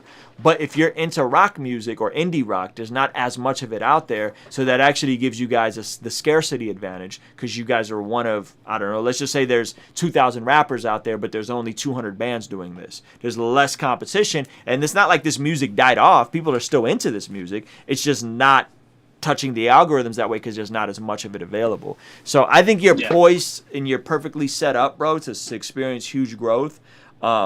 The same changes you've had to make in how you guys record and create the music, do those same exact changes to how you create the visuals. Take that operation in house, and you'll explode. Another idea. Shout out to Angel Lewis. He said a set like an MTV Unplugged. Yeah, like an MTV Unplugged vibe. You know what I'm saying? And then the visual becomes the motif, and there's almost like an expectation that they're going to be in this environment. It's going to be slightly altered. Maybe the lighting will be different, but it's going to be consistent and cohesive. But then they're going to show some kind of cool B-roll story that'll kind of loosely tie into the theme of the song. I think Toby and Wigway has like mastered that now during the quarantine. That's absolutely it. And so what Toby has done geniusly is they've literally dedicated a room of their house, right? And they've made costumes, right? Like he designed those costumes, and it's literally, they just probably set aside a half a day and they shoot it, and it's probably extremely easy to make at this point. Right? Instead of trying to go out and like script a video out from scratch, and you got this blank canvas, right? Who wants to make art that way? No. If you have a preset template, when you're making music, you're going to make more music. If there's a preset template in your visuals, you're going to make more visuals. That is exactly what I would do, and that is a great example. I'm not sure if you are familiar with Toby, but that is the perfect example. How can you guys do that while maybe showing a bit more B-roll and a bit more story, like dress it up a little bit more? You know, because now Toby's already popping, he's already on. We have to do more than Toby, because we don't have the same luxury that he has. There's social proof and there's proof of concept with Toby. How can you guys elevate that more? You know what I mean? Yeah, right on. So I love it, bro. Thank you for submitting this. I'm super pumped you're here. Hop in a Zoom call Sunday if you can. But yeah, this stuff is dope. What is the band called? And where could I like hear more stuff? It's Sink In, just SINKIN. And you're the lead singer? On socials. Yeah. Everything on socials is Sink In Band. Okay. Somebody tossed me that half a penny for the Spotify stream. Sink In Band. Dope. I just followed you guys. I appreciate you. Yeah, very cool, man. No, I love it, bro. I love it. And how much longer do you have in that deal? None. We're good. Oh, you out? Yeah, we're out. Okay, and how are you guys doing with merch?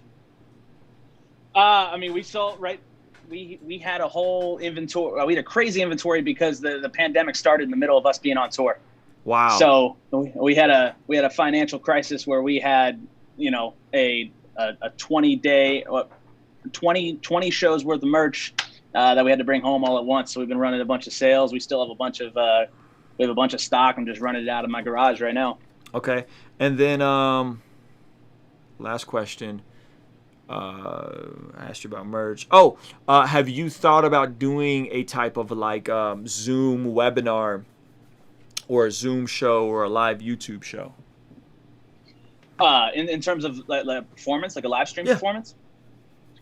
We've been thinking about it. Problem is this band is split between 3 different states. So up until recently, it was technically illegal for me to travel outside of California.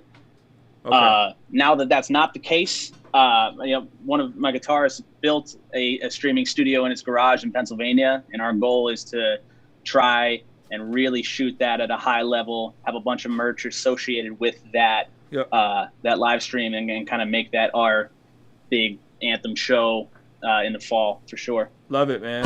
Great job, bro. I'm happy you're here, Ty. Thank you so much for the submission. Sync I appreciate In. you, man. The band is called Sync In Band. Sync In Band on Instagram. Check them out. Let's keep it moving. We got who is here? Prodigal is not here. Tyree still here? Nope, Tyree is not here. Neville is not here. Scassi is not here. Robert's not here. Actually, I am here, Rue. Oh, I see you. Okay, let me go back up. My bad, I didn't have my video on. Thank you for turning your video on, good sir. All right, so back with my next single. Not fully finished though. Just wanted to see how you think my progression in terms of mixing. Dope.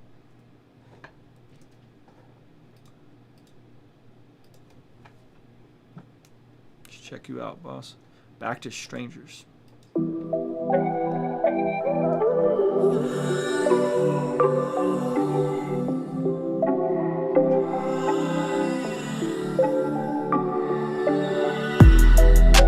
Baby, that's alright. I'm done wasting time. If you wanna go back to being strangers, baby, that's all fine. So done with your lies. You never compromise. If you wanna go back to being strangers, baby, that's all fine. Yeah, so sick and tired of broken promises. Feels like I'm the only one ever trying it. You say you needed time, baby, it's all lies. I know you don't care, I know you never will. You set the tone from the jump, you don't want me. I should've left long ago, but you've got this hold on me.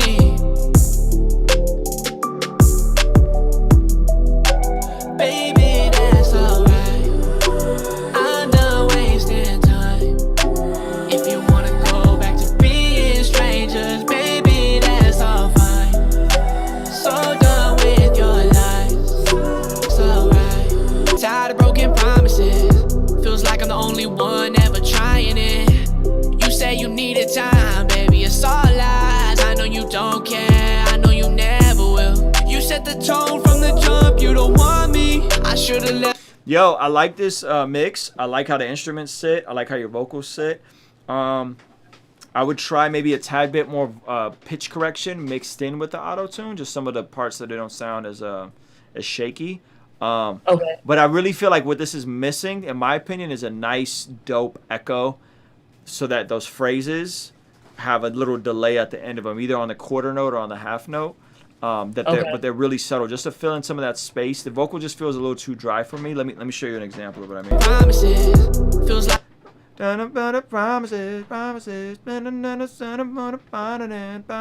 every time you stop, the echo would ring out, and I have a software that does that for me, but I feel like you might have to automate that. Feels like I'm the only one ever trying it. You say you needed time, baby, it's all lies. I know you don't care, I know you never will. You set the tone from the jump, you don't want me. I should've left long ago. Right, so it has like all those phrases that breathe. It has a nice floaty echo. The reverb is fire on this, but yeah, I think that would be fire. Yeah, I was gonna say I put like a really short reverb to make it sound like it's in a room, you know, give it ambience, and then I put a big hall reverb on it. I've always learned that like little reverb goes a long way, so sometimes I'm very scared to you know, push it a little bit. I don't want to cloud it up, but you're right about the echo thing. I haven't even gone into that, and the pitch correction. I haven't even manually, you know, pitched that yet. I just recorded it with auto-tune on. Yeah, but it's a vibe though. But yeah, man, I just wanted to show you, see what you thought, and cool. Yeah, man. Great job, ladies and gentlemen. That is the homie, Scassi, live in full effect. All right, let's see who else we got in the mix. Tyree finally hopped in the joint. I got What's you good? Pinned up, boss. Thank you for being here. Yes, sir. Thank you for having me. Yes, sir. I'm gonna pin you up here. Bye. Here we go. Music video. Is this a music video? Yes, indeed. All right, I'm excited. We must know this is what we were made for. Press on to know the Lord. There is not 1 square inch on planet Earth over which the risen Christ does not say, mine. Gang, gang. Boy, this ain't a battle for the featherweights. Press from every side, but I levitate. I'm looking at a God where the heavens stay. And you can see my wounds, but he gon' win it. Taking no L's, but it ain't Christmas. So I stand tall, even though I'm still limping. I won't end, cause I know how this thing ended. He the son of God, can't bruise him up. Please tell me what can death do to us? Sitting on the throne, still pursuing us. Through the wicked and the sickness, he ain't losing us. How you say good night to the lights, why gotta forget? Cause you can see the sunrise if you open your lids. Even the winds and the waves about to for this. And my winnings dependent, cause it is finished. You know I'm fighting today. You turn my night into day. I let him know it. Only one right from the grave. You put new life in my veins. A beautiful sight that I say. Oh, I'm beholding. Know what you doing up there. Part of the title. Part of the title. What you see, what you see. No rival, no rival. Part of the title. Part of the title. Undefeated, undefeated. That's what I'm screaming. Let's go. Never That's a dope flip. Let's go. Never had a threat. Hey. Yeah. Never had a threat. Hey. Never that. Yeah. Never had a. Let's go. Never be the guy no wrong. Hey. Jump out on we gon' get the home. We take it close. Never had a threat. Hey. Never be the guy no wrong. Hey. Never that. Let's go. Never had a. Yeah. Boy, I'm on that fight hard living. Whoa. Bet I take a wild card with it. Whoa. Pull up like I'm Ali in this. Whoa. Snap it cause my God risen. Oh man, I look like we can beat the opposition. But diamonds only form in the trenches. We gon' shine to that light, give them vision. About to break the switches. Let them know we in this on the block. It's a clock countdown. Cause every single threat, yeah, it's gon' bow down. Racism can't see your time bow out. And every demon flees when he come on that cloud. Yeah, he gon' extort abortion, torture system. Set up to support defense against the Christian. Better go abort the mission or get blistered in them. But when is it pending? Cause it is finished. You know I'm fighting today. You turn my night into day. Hold it. Hold up the time. Never had a. Let's go. Yo, this joint is dope. I really like this visual. I like the record a lot. I like the flip up on the beat. Your guys' energy in this is super tight. You guys, the performance of it. Where was this shot and where are you from? Man, Atlanta. Okay. This was right by Atlantic Station. So that little, I don't even know what you call that. It's like a arc. It's a grand looking arc that's right by Atlantic Station. Yeah, I like the much story with the football players. Really cool B-roll. I mean, it's simple, but it's done very well. I think you have a really good rapper voice. You got good lyrics. I think what I would tweak if I were you is in some of the recording of this, there are times where you sound like you're trying to squeeze in one takes, and there are times where it sounds like you're reading and you're not punching. So like if I was working with you, everything would be like, hey, slow down, really nail this bar. Now nail the next bar. Now change your tone up.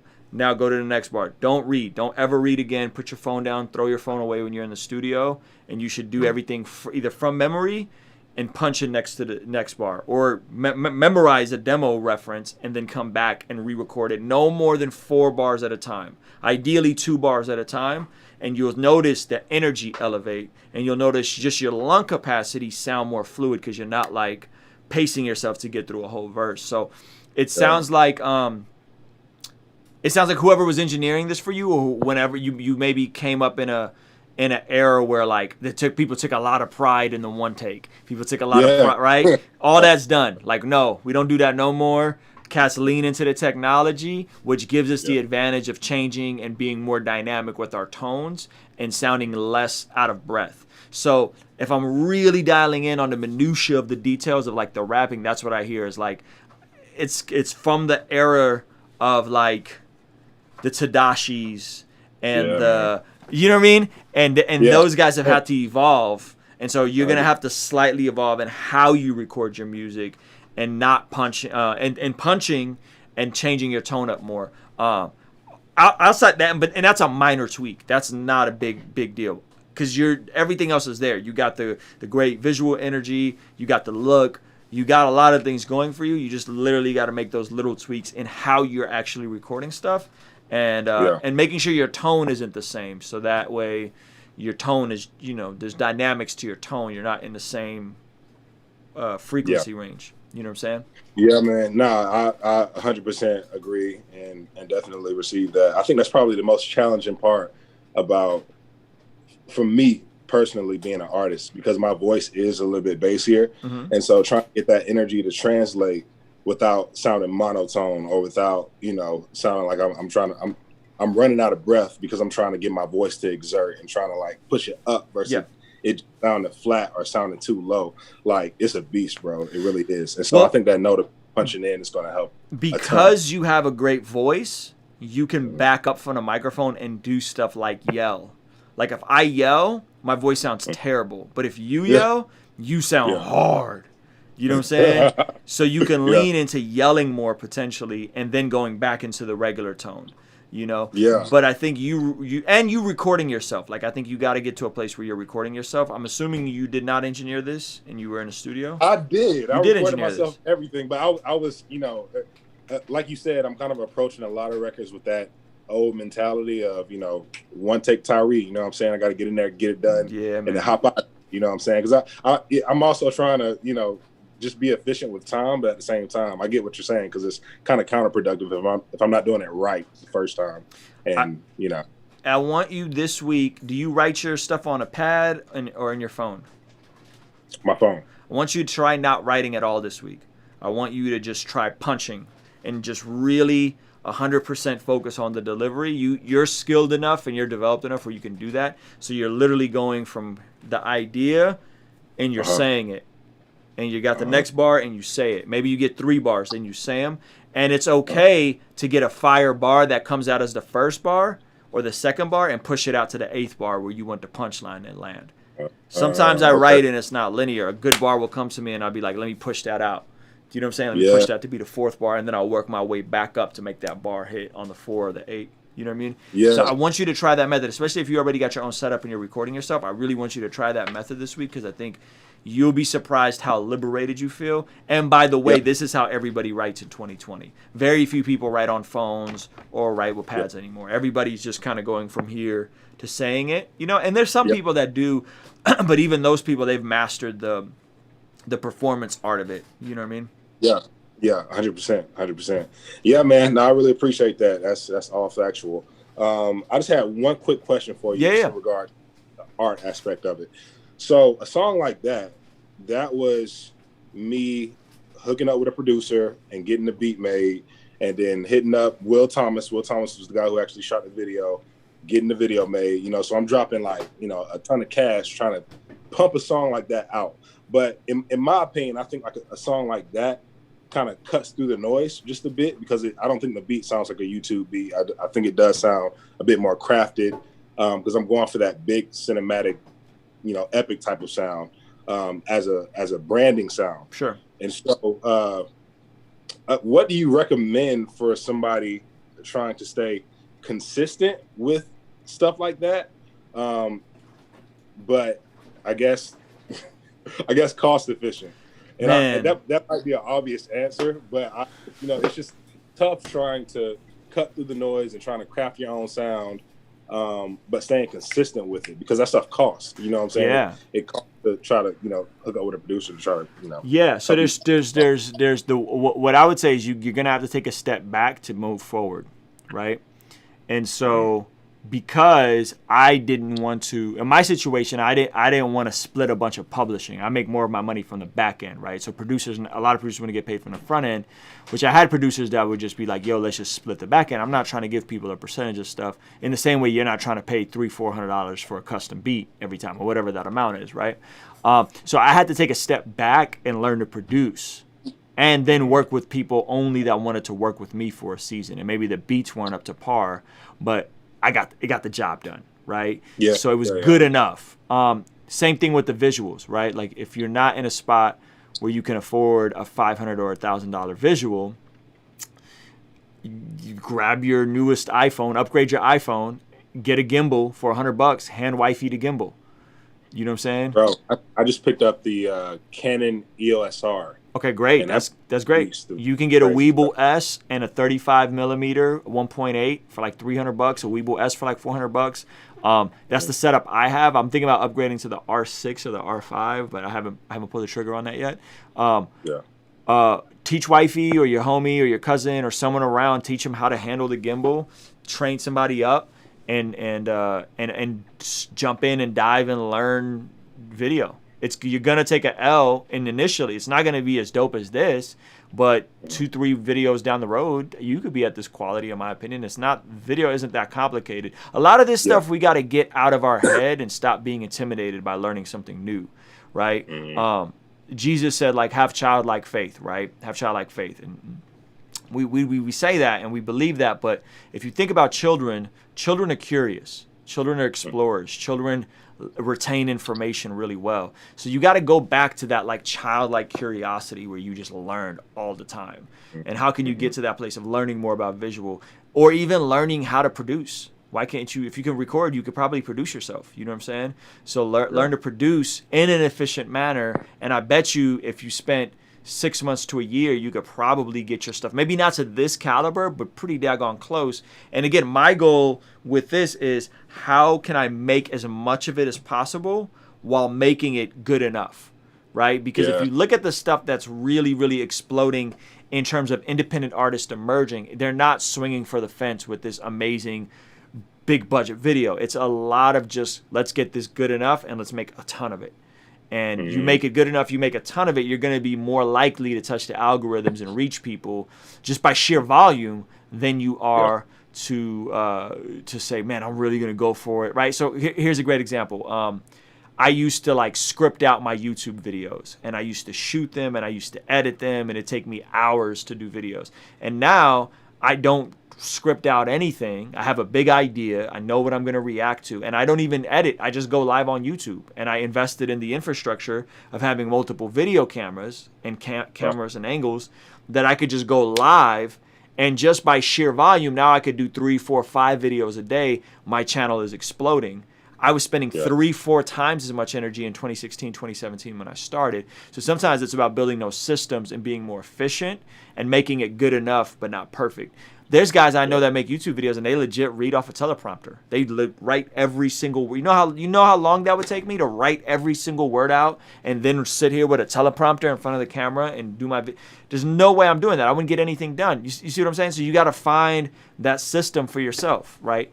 How can you make as much as you can? And I bet you cutting out the actual physical writing process and trying a different writing approach, that could be it. Maybe learning to produce could be it. Maybe learning to edit or having somebody shoot the videos for you. And I'd rather you make 40 videos. Let's just call this video an A-, right? I'd rather you make 40 B or B- videos over the next year than for you to make 4 A- videos. Which one do you think is going to reach more people and touch the algorithm more? The B videos for sure. The B videos. For sure. And and you know what the beautiful part about it is? The consumer doesn't even know the difference. Crazy. They'll look at this, and then they'll look at Bat's video or Bartholomew Jones' video that they shot on their iPhone. Music quality is the same, but you spent X amount on this beat and X amount on the video, and the average person won't even know that they shot that on a freaking iPhone with a $100 gimbal, and this was shot on a $5,000 camera with a nice gimbal. That's so good, man. You know, that's so good. I love that because it's been really tough having to invest a lot of the money into actually creating the content and not really having any budget left to put into like ad dollars and trying to, you know, push the stuff out there. So I think this is going to free up a lot of budget to like really push it out there and broadcast it more. So invest in your systems, invest in yourself, and invest in your marketing. You should be spending 80% marketing and storytelling. 80% of the time should be marketing and storytelling. 20% of the time should be spent creating the actual music. 80%, because that's with everything in life. 20% of our efforts give us 80% of our results. If you think about what you actually get paid for, it's about 20% of the stuff you do that generates you the results, right? But people think you have to work 80 hours a week or 40 hours a week to make good money. No, you don't. You just got to figure out what that 20% is and how you can do it more efficiently. You know what I mean? Yeah. And so you're based in Atlanta? Yeah, I am. Dope. So there's a lot of people already out there. There's already a community out there. There's people in this community, on the Patreon community, that you can connect with that are based in Atlanta, like my man Deleted Ego, who should be hopping in here, and a handful of other people. So Milan is super fire. He's in Atlanta. That's another thing, is like collaborating with other artists, watching other people's best practices. What are they doing? You know what I'm saying? Learning. Yeah. Just be curious, bro. Be curious and don't be intimidated. You are already a proficient rapper. You're already dope. You're good. All this other stuff you can learn, and it's not that hard once you get out of your own head and say, man, I could do this. If I learn to rap this good, I can learn to shoot videos. If I can shoot videos, I can learn to make my own beats. You know what I'm saying? Yeah. So that's fine. I really appreciate that, bro. Yeah, man. Good job, brother. Sir, thank you. All right, we're going to keep this thing moving. Let's see. Jude. What happened to Jude? Jude, why you go away, champ? What's up? There you are. You still on your road trip, champ? Yeah, nah, I'm in Orlando. Hey, ooh, yeah.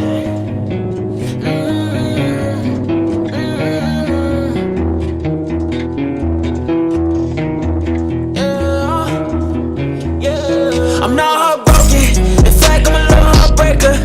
Girl, you been taking me under. I guess you're the undertaker. I let you take me. You say you made me. Where were we, baby? Fight on it daily. Oh, I just need the peace of mind that you got. You just need a peace of mind, and your wall has been blocking this trust. And baby, I'm loving us. I feel this love up above. I can't get all enough. I'ma need you here right now, right now, right now, right now, right now. Just face my fears right now, right now, right now, right now, right now. Oh, I don't wanna sit there, you hate it when I talk like that. And I know you left your ex, but I would hate if you walk right back. Oh, yeah. I'ma need you here right now, right now, right now, right now, right now. Just face my fears right now, right now, right now, right now, right now. Oh, I don't wanna sit there, you hate it when I talk like that. And I know you left your ex, but I would hate if you walk right back. Yeah. Hate it if you walk right back. She don't even know, she make me mad. Just don't talk like that. I know you're pretty, but you wear a mask. I just wanna do. I do the least that you do the most. I don't wanna harm you, no. You don't feel the same, so you got it though.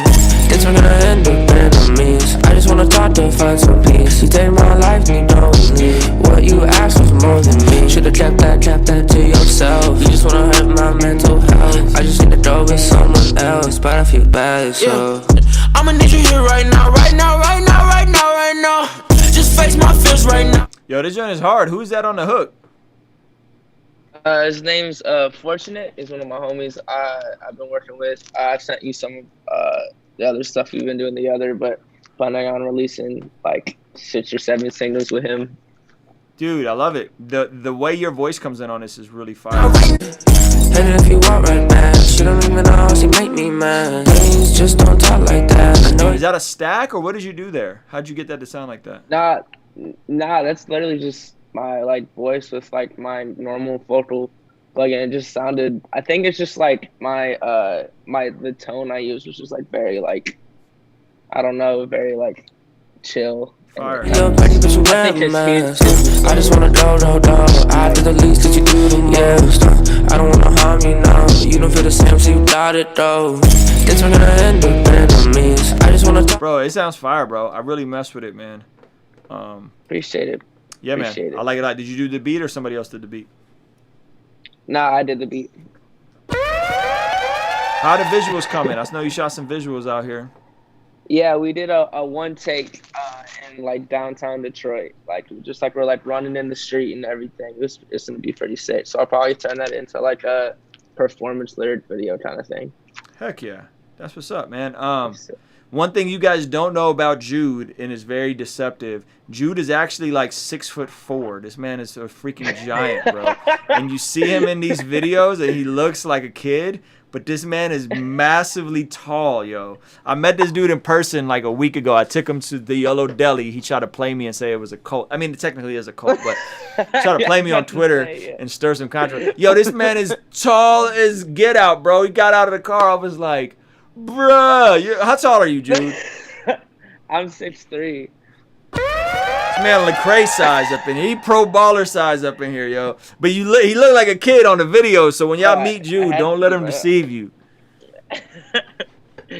Oh my god. I literally thought you were going to have Justin Bieber's frame. I've been around Justin in person. He's a little dude. He's shorter than I am. I thought you were going to have the Justin Bieber frame. This man got out looking like a daggone NBA star.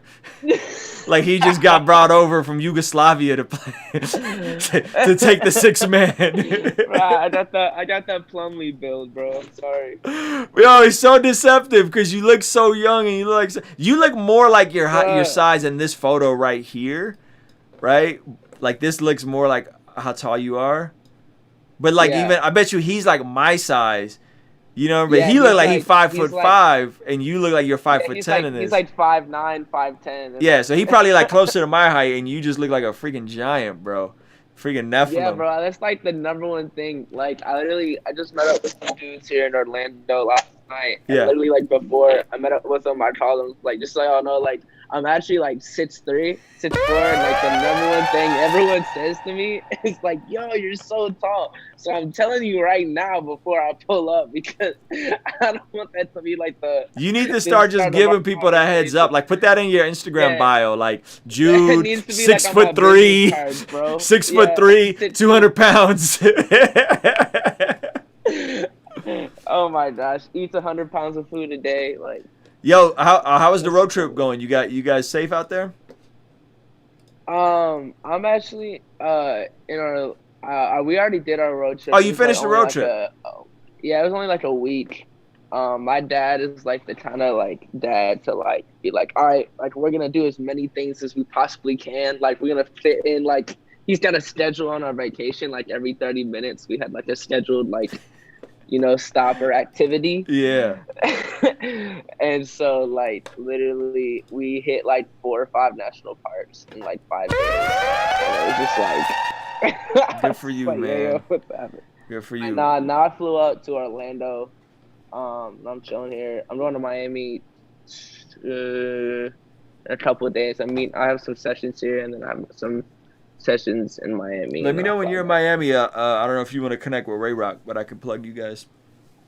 That would be incredible. Okay. Yeah, bro. Just text me the dates when you're in Miami, and I'll do the intro. For sure, bro. Appreciate you. I actually met Ray Rock like 3 times, and like I have his number and everything, and he's like we've talked a bunch of times, but he's like the kind of guy I feel like out of sight, out of mind, and like he doesn't.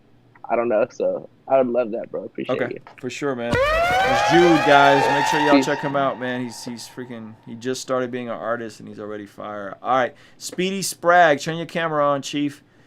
Let's get it in. Speedy Spragg, there he is. My man said he did 20 songs since his last submission. That means this better be fire. 40 songs. He did 40 songs since his last submission. That's what I'm talking about. It's that work. Need that work. Yeah. Had your kids, had your wife. Thought I was so ready. Weight on my shoulders and it's so heavy. But I gotta stay steady. They getting jealous, they be so petty. They getting jealous and I do not understand it. Tryna steal my flow almost like a f***ing bandit. No, I'm built different like I'm from a different planet. Getting up the game, yeah, they gonna need a bandit. Gonna need a bandit, how the game go. We getting gains, it don't come without the pain though. I'm with my bros, we been trapping out the bando. I'm never sleeping till I wake up in a Lambo. Wake up in the hills, I want a mansion with my own court. Got some homies in the trap, you know they gotta go to court. Tryna do the race, got them looking like a motorsport. 100K on my wrist, that's the bill you can't afford. I'm tryna tell you that I'm not insane. I'm tryna tell you that I will not change, but I will not change for no hoe. Feel like I'm Giannis, I get to the door. I am a baller, I feel like I'm always dropping 50. Go to the store and I get some soda and buy some Giffies. Feel like it's 50-50, girl I don't even know. Just like them trees, baby, I need time to grow. I need time to grow like them trees in the garden. Taking off like a rocket, balling like I'm Harden. Crying out to God cause you know my heart is hardened. Let's go back in time, baby, back to where it started. Back to where it started, back to where it started. We Adam and Eve, girl, let's go back to the garden. Back to where it started, back to where it started. We Adam and Eve, girl, let's go back to the garden. Girl, let's go back to the garden. Girl, let's go back to the garden. Girl, let's go back to the garden. Back to where. Yo, you definitely improved, my man. And you got you got the ill lights behind you. You YouTube ready, baby. You YouTube ready. I like it. I like it. I can tell you've been putting in the work. Here's just a quick tip. When you're singing on this, right? And so when you're singing, you got to kind of know your own range as a singer, because this isn't a rap anymore. You're like you're 100% melodic. So what I would do is drop in a beat and tweak the beat and put it in different keys by changing up the semitone, because I feel like this record is made in a key that's a little out of your register. And you're kind of like straining to hit those notes even with the auto tune. Whereas like I just went through this process. Like my buddy Chaz Smith came over and he's kind of just getting into music, and we like worked on this entire song, and it just wasn't sounding right. And then we went in and literally just turned the key down. The key is a semitone. So if you ever see like you can select the track and we turned the semitone down to like 3 decibels, and all of a sudden he just perfectly landed melodically where he was supposed to, and it didn't sound like he was straining, and he didn't have to go too low. So a lot of times for dudes, it's usually in that like E minor, F minor range, right, on a piano. And so I want you, as you're recording stuff, tweak the key and literally sing this and do it in 3 or 4 different keys and feel which one sounds the most natural to you.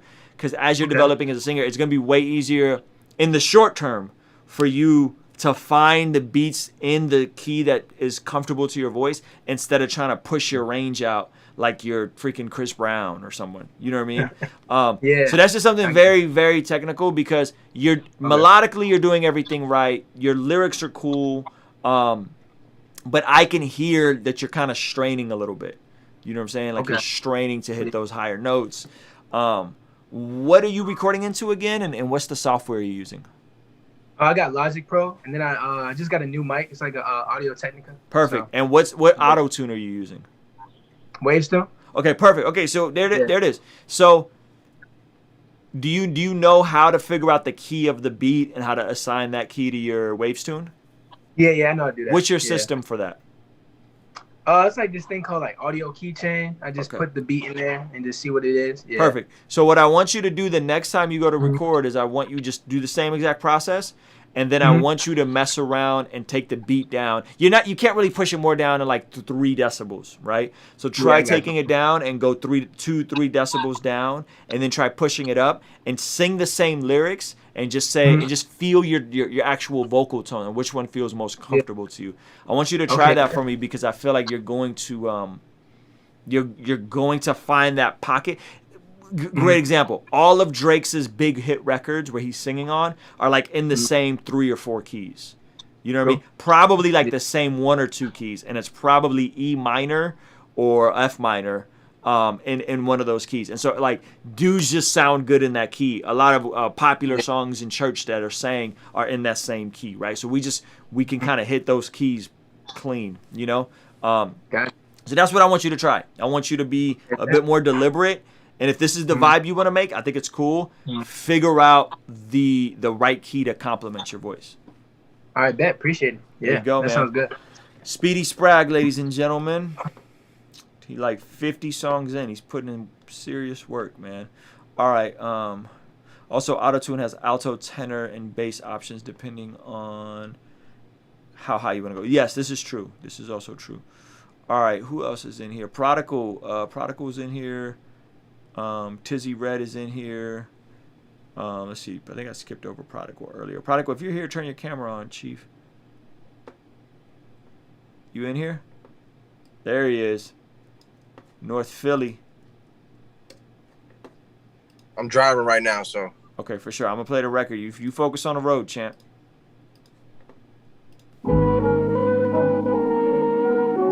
Yeah.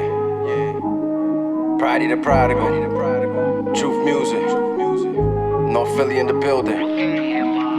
I've been eating I was hungry, boy, I'm starving for revival. On my panhandle, dying for change. I used to jack sons, jump mans like my name was Mike. I'm a fanatic for the cross, my movement like an ambassador. For when the devil comes to kidnap and rapture the people that walk with Christ like Enoch dead. Phil was torn, earthquake, cause he not dead. The story unfold, told by the prophets. Stop your nonsense. Sipping gin and tonics is becoming toxic. Introduce salvation to a nation ruled by Satan. This generation time is wasting. Sin you living in, got you blocked, Christ in combination. Yeah, take my message to the hot blocks, that's my obligation. We clapping back at the hard knocks, stand that ovation. Stay on my face, giving God all my adoration.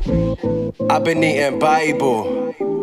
I was hungry, boy, I'm starving for revival. On my panhandle, dying for change. I used to jack sons, jump mans like my name was Mike. Time is coming when it does a scary hour. Scary hour. So-called tough guys turn to scary cowards. Cold nights, darker days. No need for navigation, the ghost is God in my ways. Flow presidential, I'm a bomb on it. Avengers assemble, brethren assembly, my conglomerate. Pretenders pretend to be a friend of me, no astonishment. I am now standing on holy ground, take off the moccasins. In the summer the streets get cold. They run up on you with the blicker over beef that's old. You reap, you sow. I preach the zone to preach it bold. Street preach the kingdom, give them peace and hope. Stay focused, never bogus. Take Christ and hold him near to your heart. Be sharp like a javelin. On the rollers traveling. I roll with a gang of savages. My patience far from average. We LED by the spirit, the word halogen. I've been eating Bible. I was hungry, boy, I'm starving for revival. On my panhandle, dying for change. I used to jack sons, jump mans like my name was Michael. Apply the pressure, check your vitals. Young boy, you too hype though. I got a different mind state, 30,000 in the air, but you still caught up in the cyclone.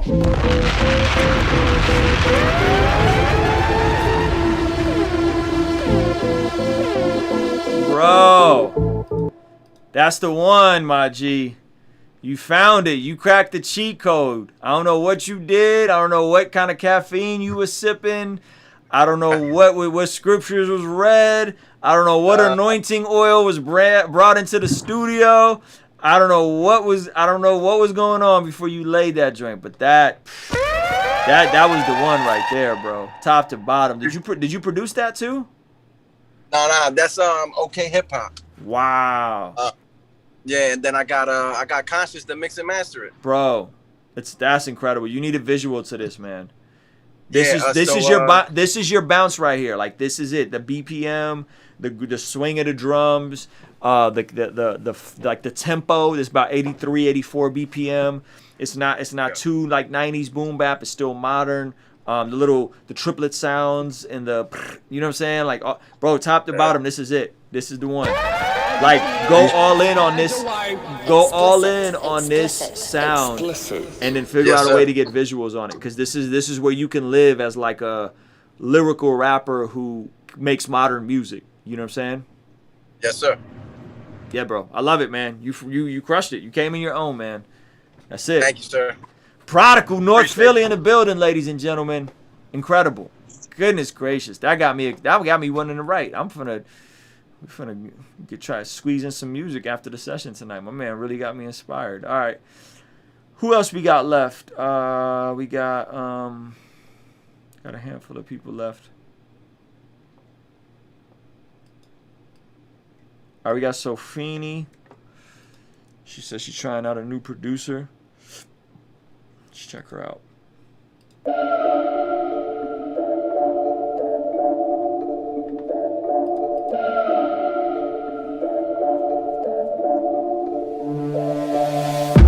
I'm getting sick and tired of everybody telling me about my parents that they just don't understand. My parents never took the time to know me, but you saying that my parents that they don't understand. I'm sitting here thinking all the problems, all the loopholes that they going through, thinking I'm gonna come back to them. No, I'm not coming back. It's the end for you. People responsible for how they wanna lead. People responsible for how they wanna lead. People responsible for how they even choose to treat me. You think I'm your pillow, but no, I'm not your welcome mat. No, you ain't gonna treat me how you wanna do. Forget about that, it's them days is over. I got my own mind. Will Smith said it. Parents, they just don't understand. Will Smith said it. Parents, they just don't understand. Will Smith said it. Parents, they just don't understand. Will Smith said it. Talking about dying? I'm only 21. Why you talking about dying? You been talking about. Yo, Sofini, I like the hook on this. I like your beat selection. The verses sound like they're straight freestyle. Like you're just kind of winging it, and so I think I wish you were a bit more deliberate with the actual lyrics on this, and you punched more. The mix is okay. I don't know if I think there's something wrong with either your microphone or the way it's placed, or something's going on with the way the vocals sit. But I feel like your voice is dope. You just got to figure out a way to deliver the lyrics and punch them more, and not repeat yourself, and like diversify the vocabulary, have some different like punchlines from a lyric standpoint, and figure out a way. Dying since I was 21. Like the mic just sounds not right, and I don't think it's a mixing thing. I think that there's something wrong with either your room or how far you are to the mic or how close you are to the mic. But you should be able to get like a regular condenser microphone and get a pretty decent sound out of your voice. So I would spend time punching. I would spend time not reading your lyrics. I would spend time having interesting lyrics to say and not freestyling.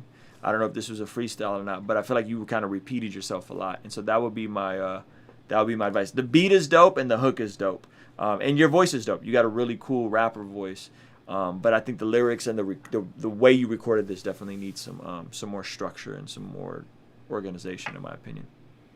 Wow, you actually noticed I freestyle. That is my weakness. Yeah, you can't be freestyling out here. Or if you're gonna freestyle, then freestyle a bar. Think of the next bar, freestyle the next bar, but you literally just freestyled for a whole verse. You know what I mean? So you gotta like freestyle the next bar, and don't repeat yourself. Don't say the same thing over and over. Don't rhyme the same word more than once, right? So like the words should rhyme, the content should change, the cadence should change. But you got a dope voice, so you could maybe get away with freestyling if you slowed down and punched it bar for bar. Yeah, I'm still learning, so I do appreciate your advice. Like that's like if somebody put me on a battle or something, I'm like, dude, I'm walking off the stage, dude, because I'm like terrified. There you go. Well, good job. Thank you so much for your submission. I'm excited to hear more stuff. I mean, the cool thing is you got a good voice, so you got that going for you. All right, guys, we're going to keep this moving. We got Tizzy Red Productions. He's in the chat, but his camera's off. So, Tizzy Red, if you could throw the camera on for me, my guy, that would be dope.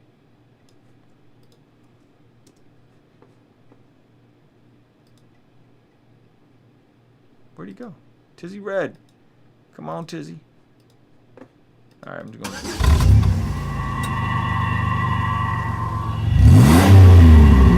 There he is.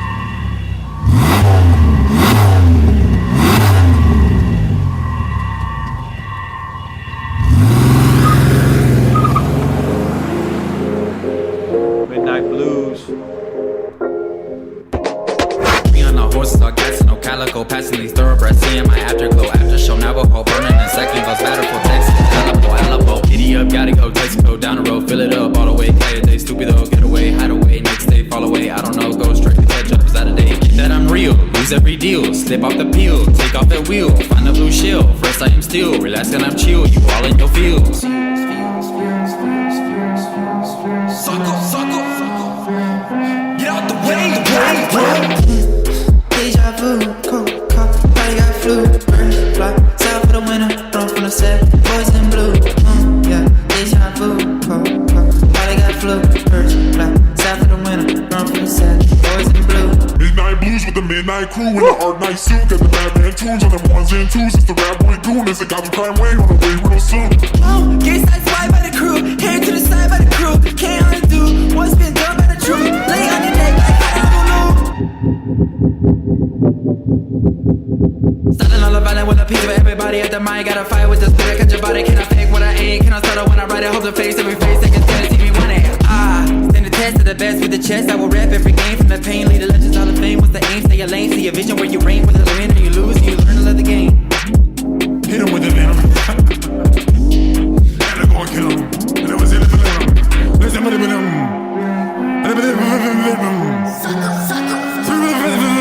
Get out the way. Deja vu, cold cop, body got flu. Birds fly, south for the winter, thrown from the set. Boys in blue, yeah. Deja vu, cold cop, body got flu. Birds fly, south for the winter, thrown from the set. Boys in blue. Yo, you got your own sound, bro. It's freaking dope to me. So here's the thing. I really like where it goes. Let me hear this last part. Hold on. Yeah. Can I fake what I ain't? Can I stutter when I write it? Hold the face, every face. Boys in blue, stay your lane, see it. Stand the test of the side by the crew, hair to the side by the crew. Can't undo that part is what's been nuts. done by the truth. That's hard. My only thing with this is the first verse. After show, Navajo, burning in. It was a little boring. So what I would have done is made that shorter and got to the meat of it sooner. Because when you get into the freaking voice changes and it is wild. Like I would have cut that first verse in half and literally just song drops. So no long intro, boom, song drops. You do a couple bars of this. Like I think the intro's too long in my opinion. On the horses, all gas and no calico. Passing these thoroughbreds, seeing my afterglow. After show, Navajo, burning in second. Goes battle for Texas, Alamo. Boom. Deja vu. Get out the way. Right into. Suckle. Get out the way. Deja vu, cold cop, body got flu. Right, so I would have cut that first verse in half. I would have cut the intro, and I would have got to that part sooner. Because once you get there, it's like, whoa. What this is missing is just a fire mix, and this joint is a bop, bro. Fly, south for the winter, thrown from the set. Boys in blue, yeah. Deja vu, cold cop, body got flu. Birds fly, south for the winter, thrown from the set. Boys in blue. Midnight blues with the midnight crew in the art night suit. Got the Batman tunes on them ones and twos. It's the rap boy goon. It's the Gotham crime way on the way real soon. Oh, get sideswiped by the crew, hair to the side by the Your crew. tone right there, that's fire. Like that, your whole tone there is crazy. Undo what's been done by the truth. Lay on your neck like Honolulu. Whether you win or you lose, you learn to love the game. Hit him with the venom. And I'm gonna kill him. Body got flu, birds fly, south for the winter, thrown from the set. Boys in blue, yeah. Deja vu, cold cop, body got flu, birds fly, south for the. Yeah, man, bro, you have these records that are like really dope demos, but I feel like you create so much that you move on to the next thing. Like, finish this, see it through the finish line, tweak it, and then like get somebody to help you mix it, and then shoot a visual for it, and then move on to the next record. You know what I'm saying? Because these ideas are fire, bro. Like they're really good. But they're demos. Like it's the first draft of a book. There's multiple iterations of a book. There's an editor for the book. There's the guy that comes in and writes the preface for the book, right there. So you can't just be like free writing and like, okay, I'm done free writing and I'm going on to the next. Like finish the book, man, because the book is fire. Like you got to finish the book. You know what I mean?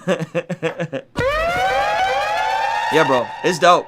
It's dope. I'd go back. I know this record is 6 months old. I'd legit go back. Matter of fact, just send me this Reason session. Just give me the whole session. I'll help you finish it. If you're in Reason, I'll finish. Just make sure you bounce out any VSTs. So if you're using VSTs, just bounce those out and just send me this Reason session and give me like a week or two and let me goof around with this for you. I feel like I can help get this to the finish line for you. From an arrangement standpoint and a mixing standpoint. If you're burnt and you're like, I'm tired of this record, I want to move on, send it to me and let me goof around with it. Yeah, DM me a Dropbox link. You're still muted, by dude. I got you, man. Oh my gosh, bro, dude, that would be so lit. Like, yeah. It's just that's exactly what you're saying, man. It's like I'll be so inspired I'll just sit there and make beats all day long, and I'll get so inspired. Drop a hook, I'll lay the hook, write the verse, and then it's just like, once I'm done with it, it's like I can't give that extra effort. It's just crazy. I don't know why. I don't know. I get this block on it, and I don't know what happens. Word up. Well, I hope maybe if I can help you with this record, it'll help you get through the block and get like an idea of how a finished joint could sound. You know what I'm saying? So, but it's dope. Dude, I mess with it. So just bounce out all the VSTs. Send me the Reason file, and we both use Reason, so it should be easy for me to open up and just tweak it for you and finish it up.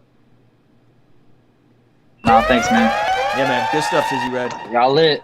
Yeah, man. Yo, that man produces everything himself. Sheesh. All right, let's see where we at. We got yo, Benjamin. Are you still in here, boss? I know it says you're in here. I haven't seen your camera on. There you are, Benjamin. Let me pin you up, boss. Appreciate your patience. Let's see. Oh, there we go. My first record with lyrics, wrote, produced, mixed, mastered, dropped this on my wife's birthday as a tribute to her. Aw. You know you instantly get like cool points for that. I can't be as honest with you if it's for the wife, because it's like I'm dang near disrespecting the wife if I say something bad about it. It's all good. Let's check you out. Sonic the Poet. It's your birthday, girl, you know it's about to go down. Shower you with flowers, you bring the sun out. You are the face of God's grace, baby, no doubt. Cause you're the best gift I ever found, hands down. I was generous with the evidence when I asked him if you were heaven sent. It's immaculate how we managed this. Even the whole pandemic wasn't adequate to block the union of you and I. Bodies fussing, hearts bumping loud. We stumbled at times, pissed off the tribe. But glory to God, we walked down the aisle. Night before the night, I wrote out my vows, and I do's proof the Lord was on my side. No, we ain't perfect, yes, we foul, but with silver you like my clouds. So pour it up for good times and dark nights. Doing that thing love is love to do any day, anyway, any room, anytime. It's your birthday, girl, you know it's about to go down. Shower you with flowers, you bring the sun out. You are the face of God's grace, baby, no doubt. Cause you're the best gift I ever found, hands down.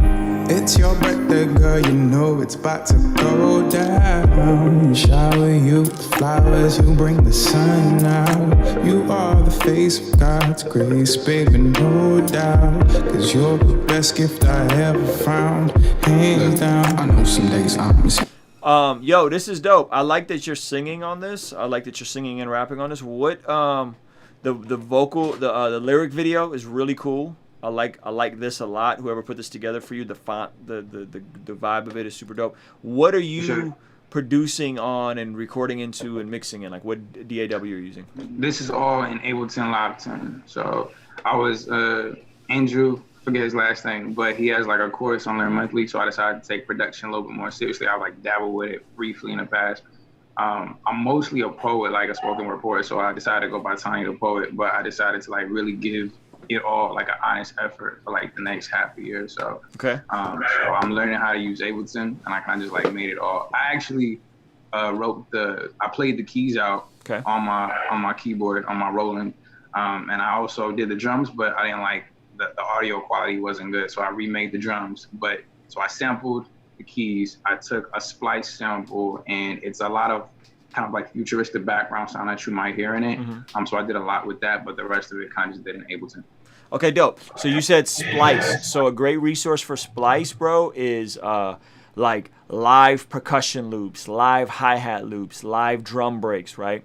This record is so soulful and got like a really cool vibe to it, but the drums are kind of basic. Like it's literally just like a kick and kind of like a, you know, kind of like a futuristic sound. I would have layered this with a good groove, some live hi-hats, maybe even a drum break that like coincides with it. So meaning like the kicks and the drum break would then kick, it would hit with the kicks in this, or you would frame the kicks around the drum break. I think that would have made the production a bit more like neo soul, you know?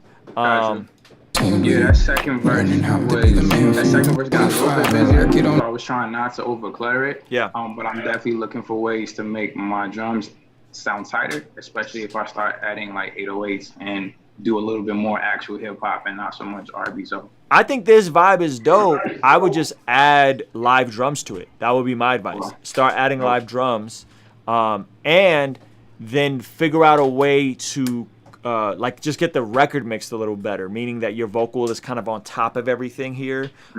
So tucking the vocal down, EQing the vocal, pulling out some of the more mumbly sounds in the vocal, like the 200, 250K. I'm risking my life. I'm walking the plank. Yeah, like your vocal is really on top of the beat. So you got to tuck the vocal, right? A drum break would have made it, would have glued it together. When you say tuck it, you mean like turn it taking down. out lower? Like turn it down like 3 decibels and cut out some of the 250 range, because it sounds like you're also really up close on your microphone, which is going to pull out all the mud from your voice. So you got to really compress, not compress, but you got to like contain the 200 to 300 hertz in your vocal, which is just basic EQ, maybe some dynamics processing. All in all, though, the vibe is fire. Like the vibe is fire. I love the fact that you said, yo, I'm giving myself 6 months and giving music 6 months and figuring it out. You know what I mean? So what I would do is figure out like, what are your expectations? What are you and your wife's, more importantly, expectations on the other side of this in 6 months from now? You know what I mean? What do you guys want to see from it? Is it a certain number of streams? Is it a certain number of followers? Is it a certain number of money that you want to make from the music? Like write that out and really think through that. And we could talk more this coming week and chop it up. So all in all, it's I like it though. I like you. I just think it needs to be packaged a little better. You know what I mean? Okay, I appreciate it. Thanks. Yeah, good stuff, man. Thank you. All right, guys. I think that's almost it. We got a couple people that aren't in the Zoom call. Move the Zoom call out of the way. And let's see. Who did we skip over? So I'm just going to go back to the very top and make sure I hit up everybody who is not in the Zoom. Zoom.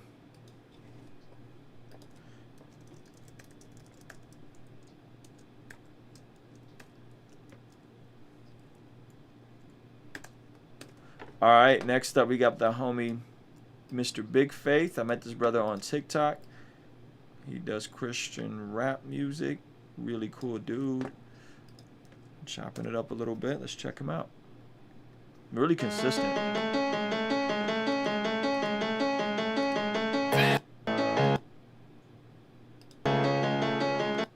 Like track meets, born bringing Christ from the college to the back streets. You don't like me, more than highly likely, and neither does Satan. Just got my frustrated.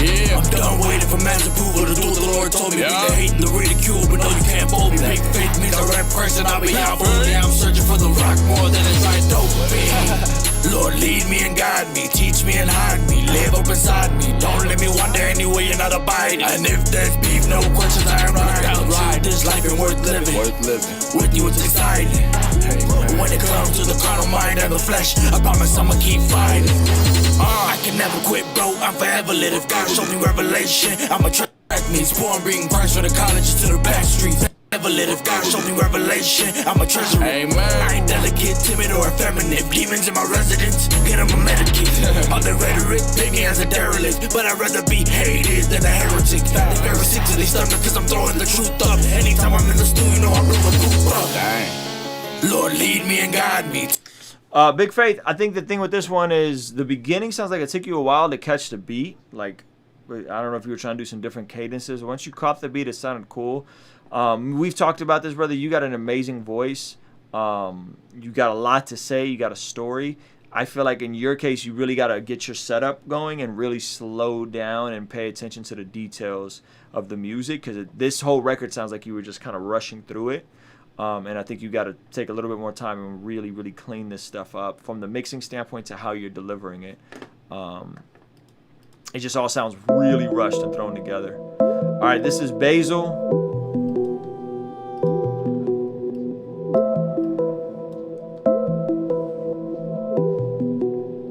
Riding through the city in a Kia Stinger. Ay. Kia Stinger. I like that. Spend a little fortune on my pinky finger. Hey, hey. People hate on greatness, what's the deal with niggas? Break my bread like Jesus, share my meal with niggas.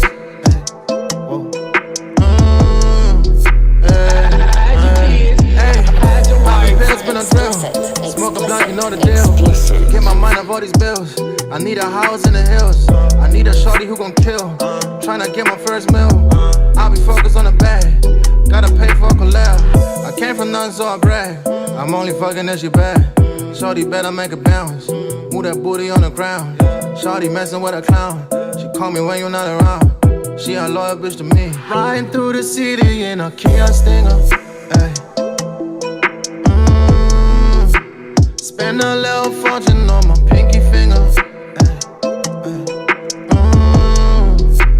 People hate on greatness, what's the deal with niggas? Break my bread like Jesus, share my meal with niggas.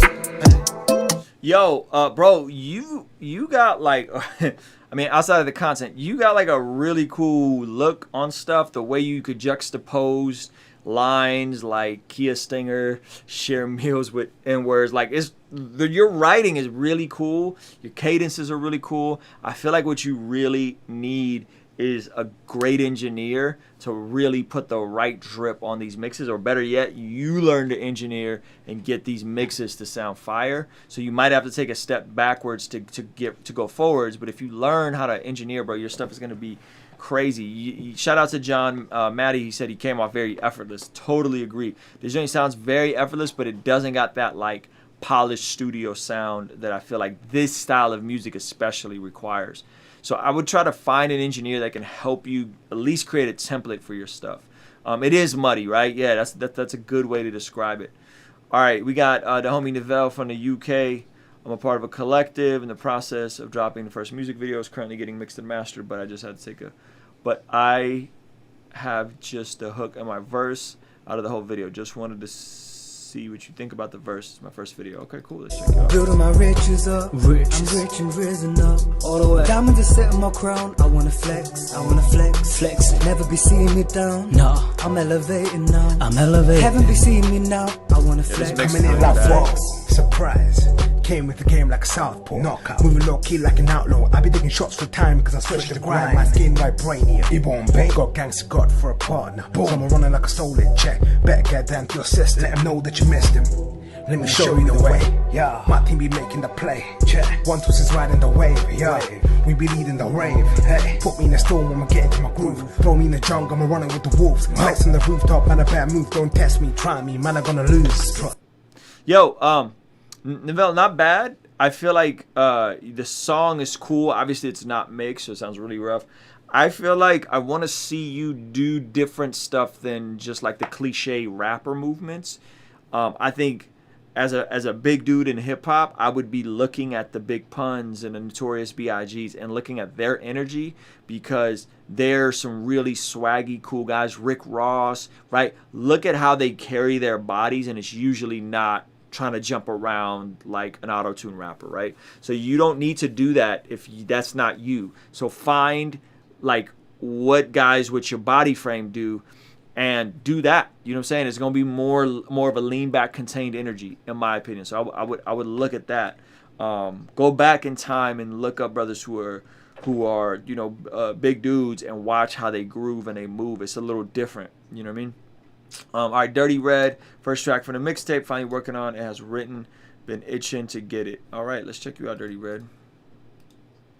Been itching to get it.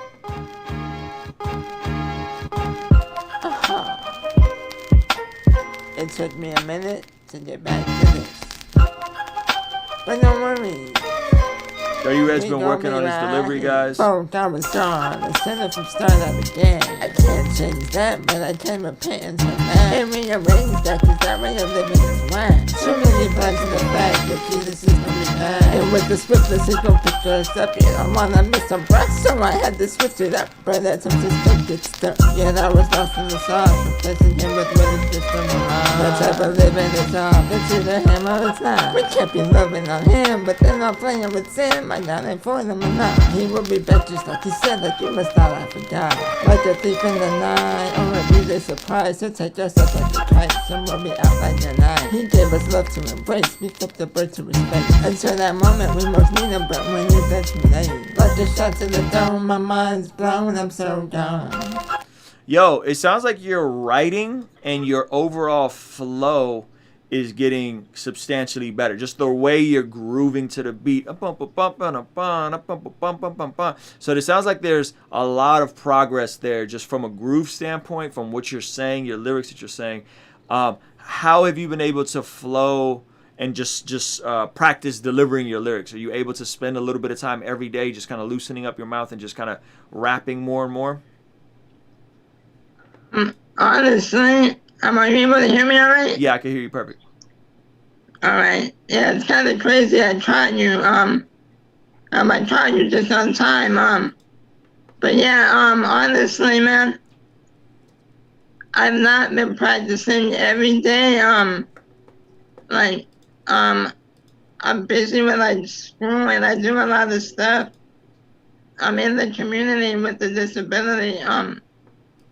With the disability community, so I just think I need to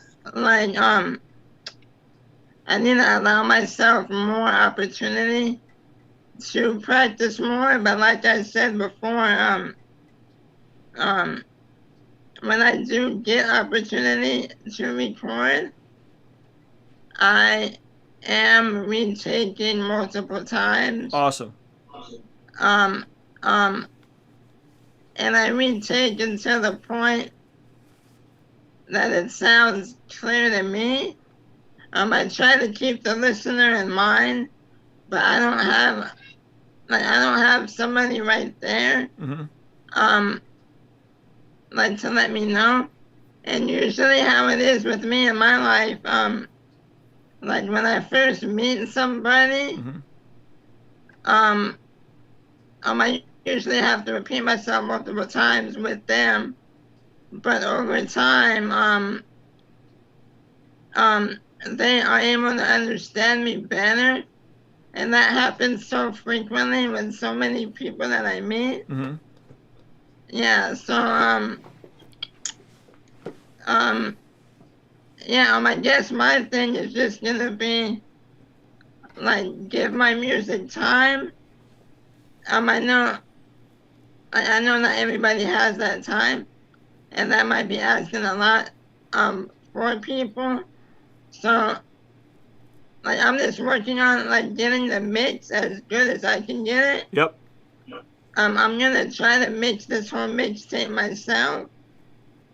But yeah, man. So I know a lot. Here's what I think. I think you've shown a tremendous amount of improvement. Here's something I would try when you are out in the community, whether you're going from class to class, whether you are going, you're on your way somewhere. I want you just to mess around freestyling, just have fun freestyling, and really work on the delivery side of things, even if you're just freestyling and saying nothing, just to develop that repetition with rapping out loud. And I feel like that's going to continue helping you be even cleaner when you're recording this stuff, because the truth is there's a lot of progress here. So I just want you to continue being intentional, but more just being intentional when you're recording, because if you're only recording 1 hour a week or 2 hours a week, I'd rather you spend 20 minutes a day freestyling, even if you're not recording, but just walking through the process of just consistently rapping, catching grooves, catching flows. Even if you're just pulling up a beat on YouTube and just rapping just out loud to yourself, I feel like that's really going to continue helping you get your delivery nice and clean, because you got the flow side now, right? Like before you were kind of landing on a beat rough, but now you actually got the flow and you can punch and your lyrics are punching. Now we just got to get you to just have that cleaner delivery. And that's going to be little incremental changes, little commitments every single day. Hey, I'm going to freestyle for 5 minutes a day. Just start with 5 minutes a day, 10 minutes a day as you're in between classes, as you're on your way somewhere. So I want you to try that. If you can't get in the studio every day, that's cool. But make an effort to do something creative every single day with your rapping. All right. I just want to say one more quick thing. I was watching an interview last night.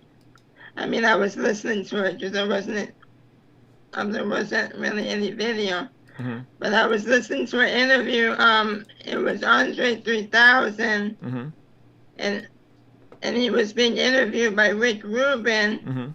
and he was actually talking about how that practice does help the artist. Mm-hmm.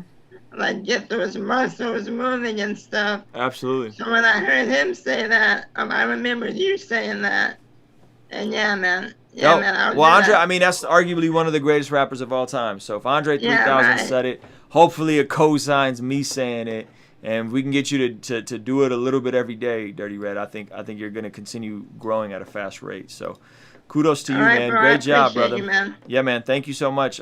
Hopefully I'll see you at the Zoom call Sunday. Yes, sir. All right, guys, we got a couple submissions I'm going to power through. It's not late here, but I am tired. I'm not going to cap. This is, oh no, Val, your link don't work, champ. No. Let me try it again. Oh no, it's my fault. Let's see if I can fix the link. All right, Val. Let's check Val out.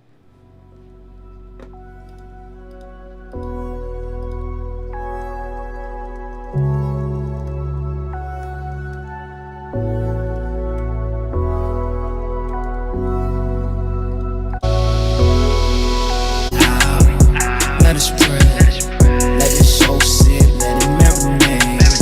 Eyes closed, meditate. Let your soul fly, let it elevate. Pull you out, let us pray. Let your soul sit, let it marinate. Eyes closed, meditate. Let your soul fly, let it elevate. Care for me, care for me, care for me. Carefully, carefully, carefully. You get light to my dreams. Merrily. I keep it blaring barely. I don't let nobody near to me. I'm in my moment of weakness. You like the only one there for me. You give me blessings and tell me to figure it out. Like what's that about? Oh, that flow is dope. My head in the clouds. No one here for me now but you. Staying with me and I got the proof. I don't want nothing but you. Yeah, nothing but you. Going to my knees. Jesus, please. I need peace. Long as it's me and you, I don't need anything. I know you got me and won't give me everything. Staying close on my side. That's why every single show you see me at Rosary right on McDie. Glory to God most high. He at the front of my life, regardless if I'm new and fine. Catch me wherever I'm just trying to reflect the light.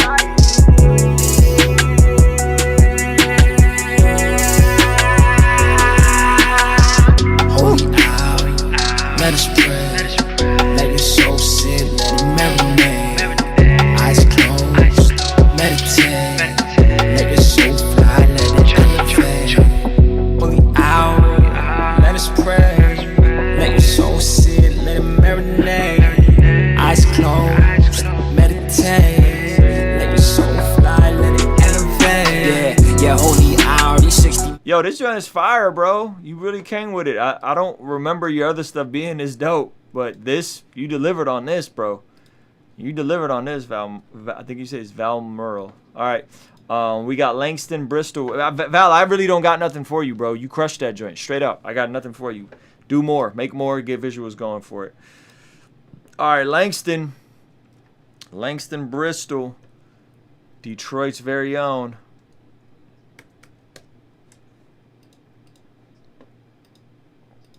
New beat I made. Yo, you know 41 seconds of your beat is straight silence, Langston.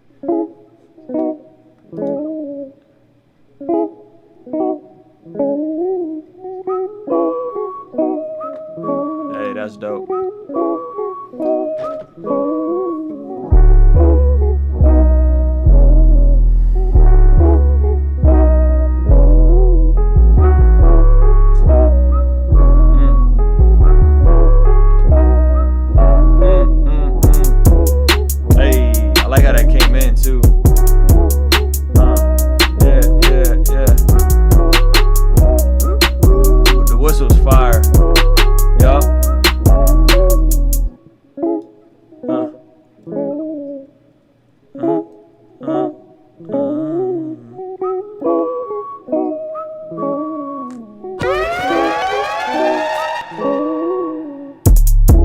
Yo, Langston is a fire producer and he's a fire rapper.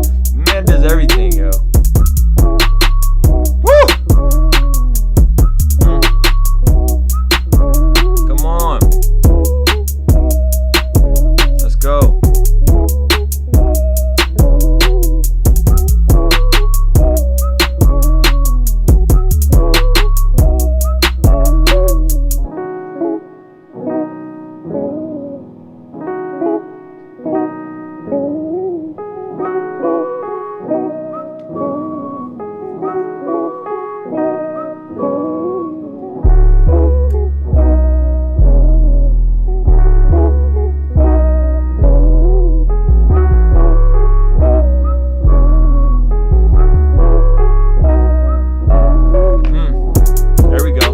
Yo, Langston, I love it, bro.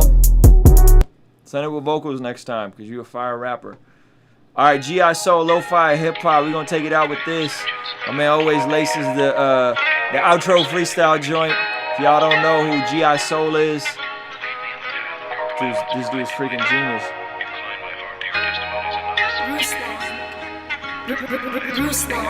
Let me know how the levels sound.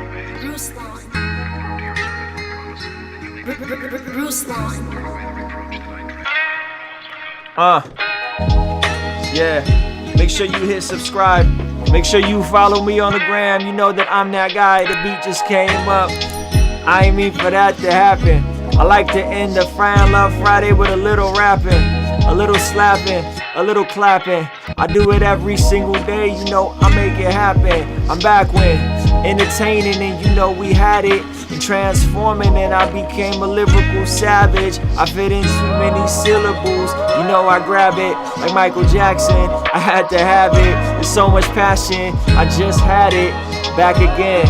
I'm dropping more freestyles and I'm just hanging with my friends on a Zoom call. Cause we quarantining. I be walking around and I'm leaning.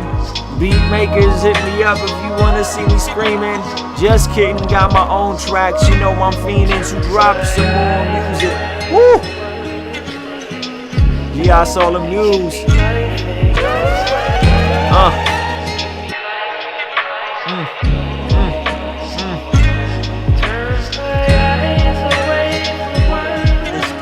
Yeah, turn my eyes away from worthless. Worthless. Woo!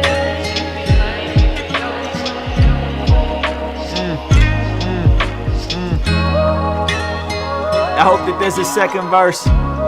Because of Christ, there's no longer a second curse.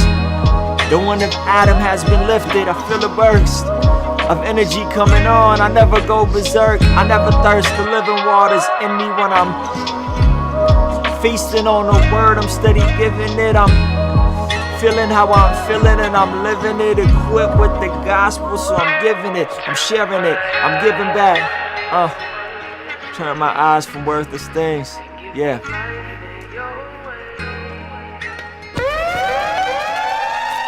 Guys, this has been another edition of Fan Love Friday. If you are not subscribed, do consider hitting that subscribe button, turn the bell notification on. I go live every single day.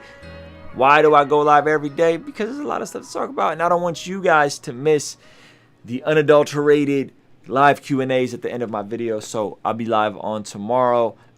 If you guys want to partner with what we're doing here, you could always go to patreon.com/kingsdream. And shout out to all the channel members too, by the way. There's a lot of you guys. Appreciate you guys, man. Thank you so much for hanging out. I'm gonna get out of here. I'm hungry, tired. It's been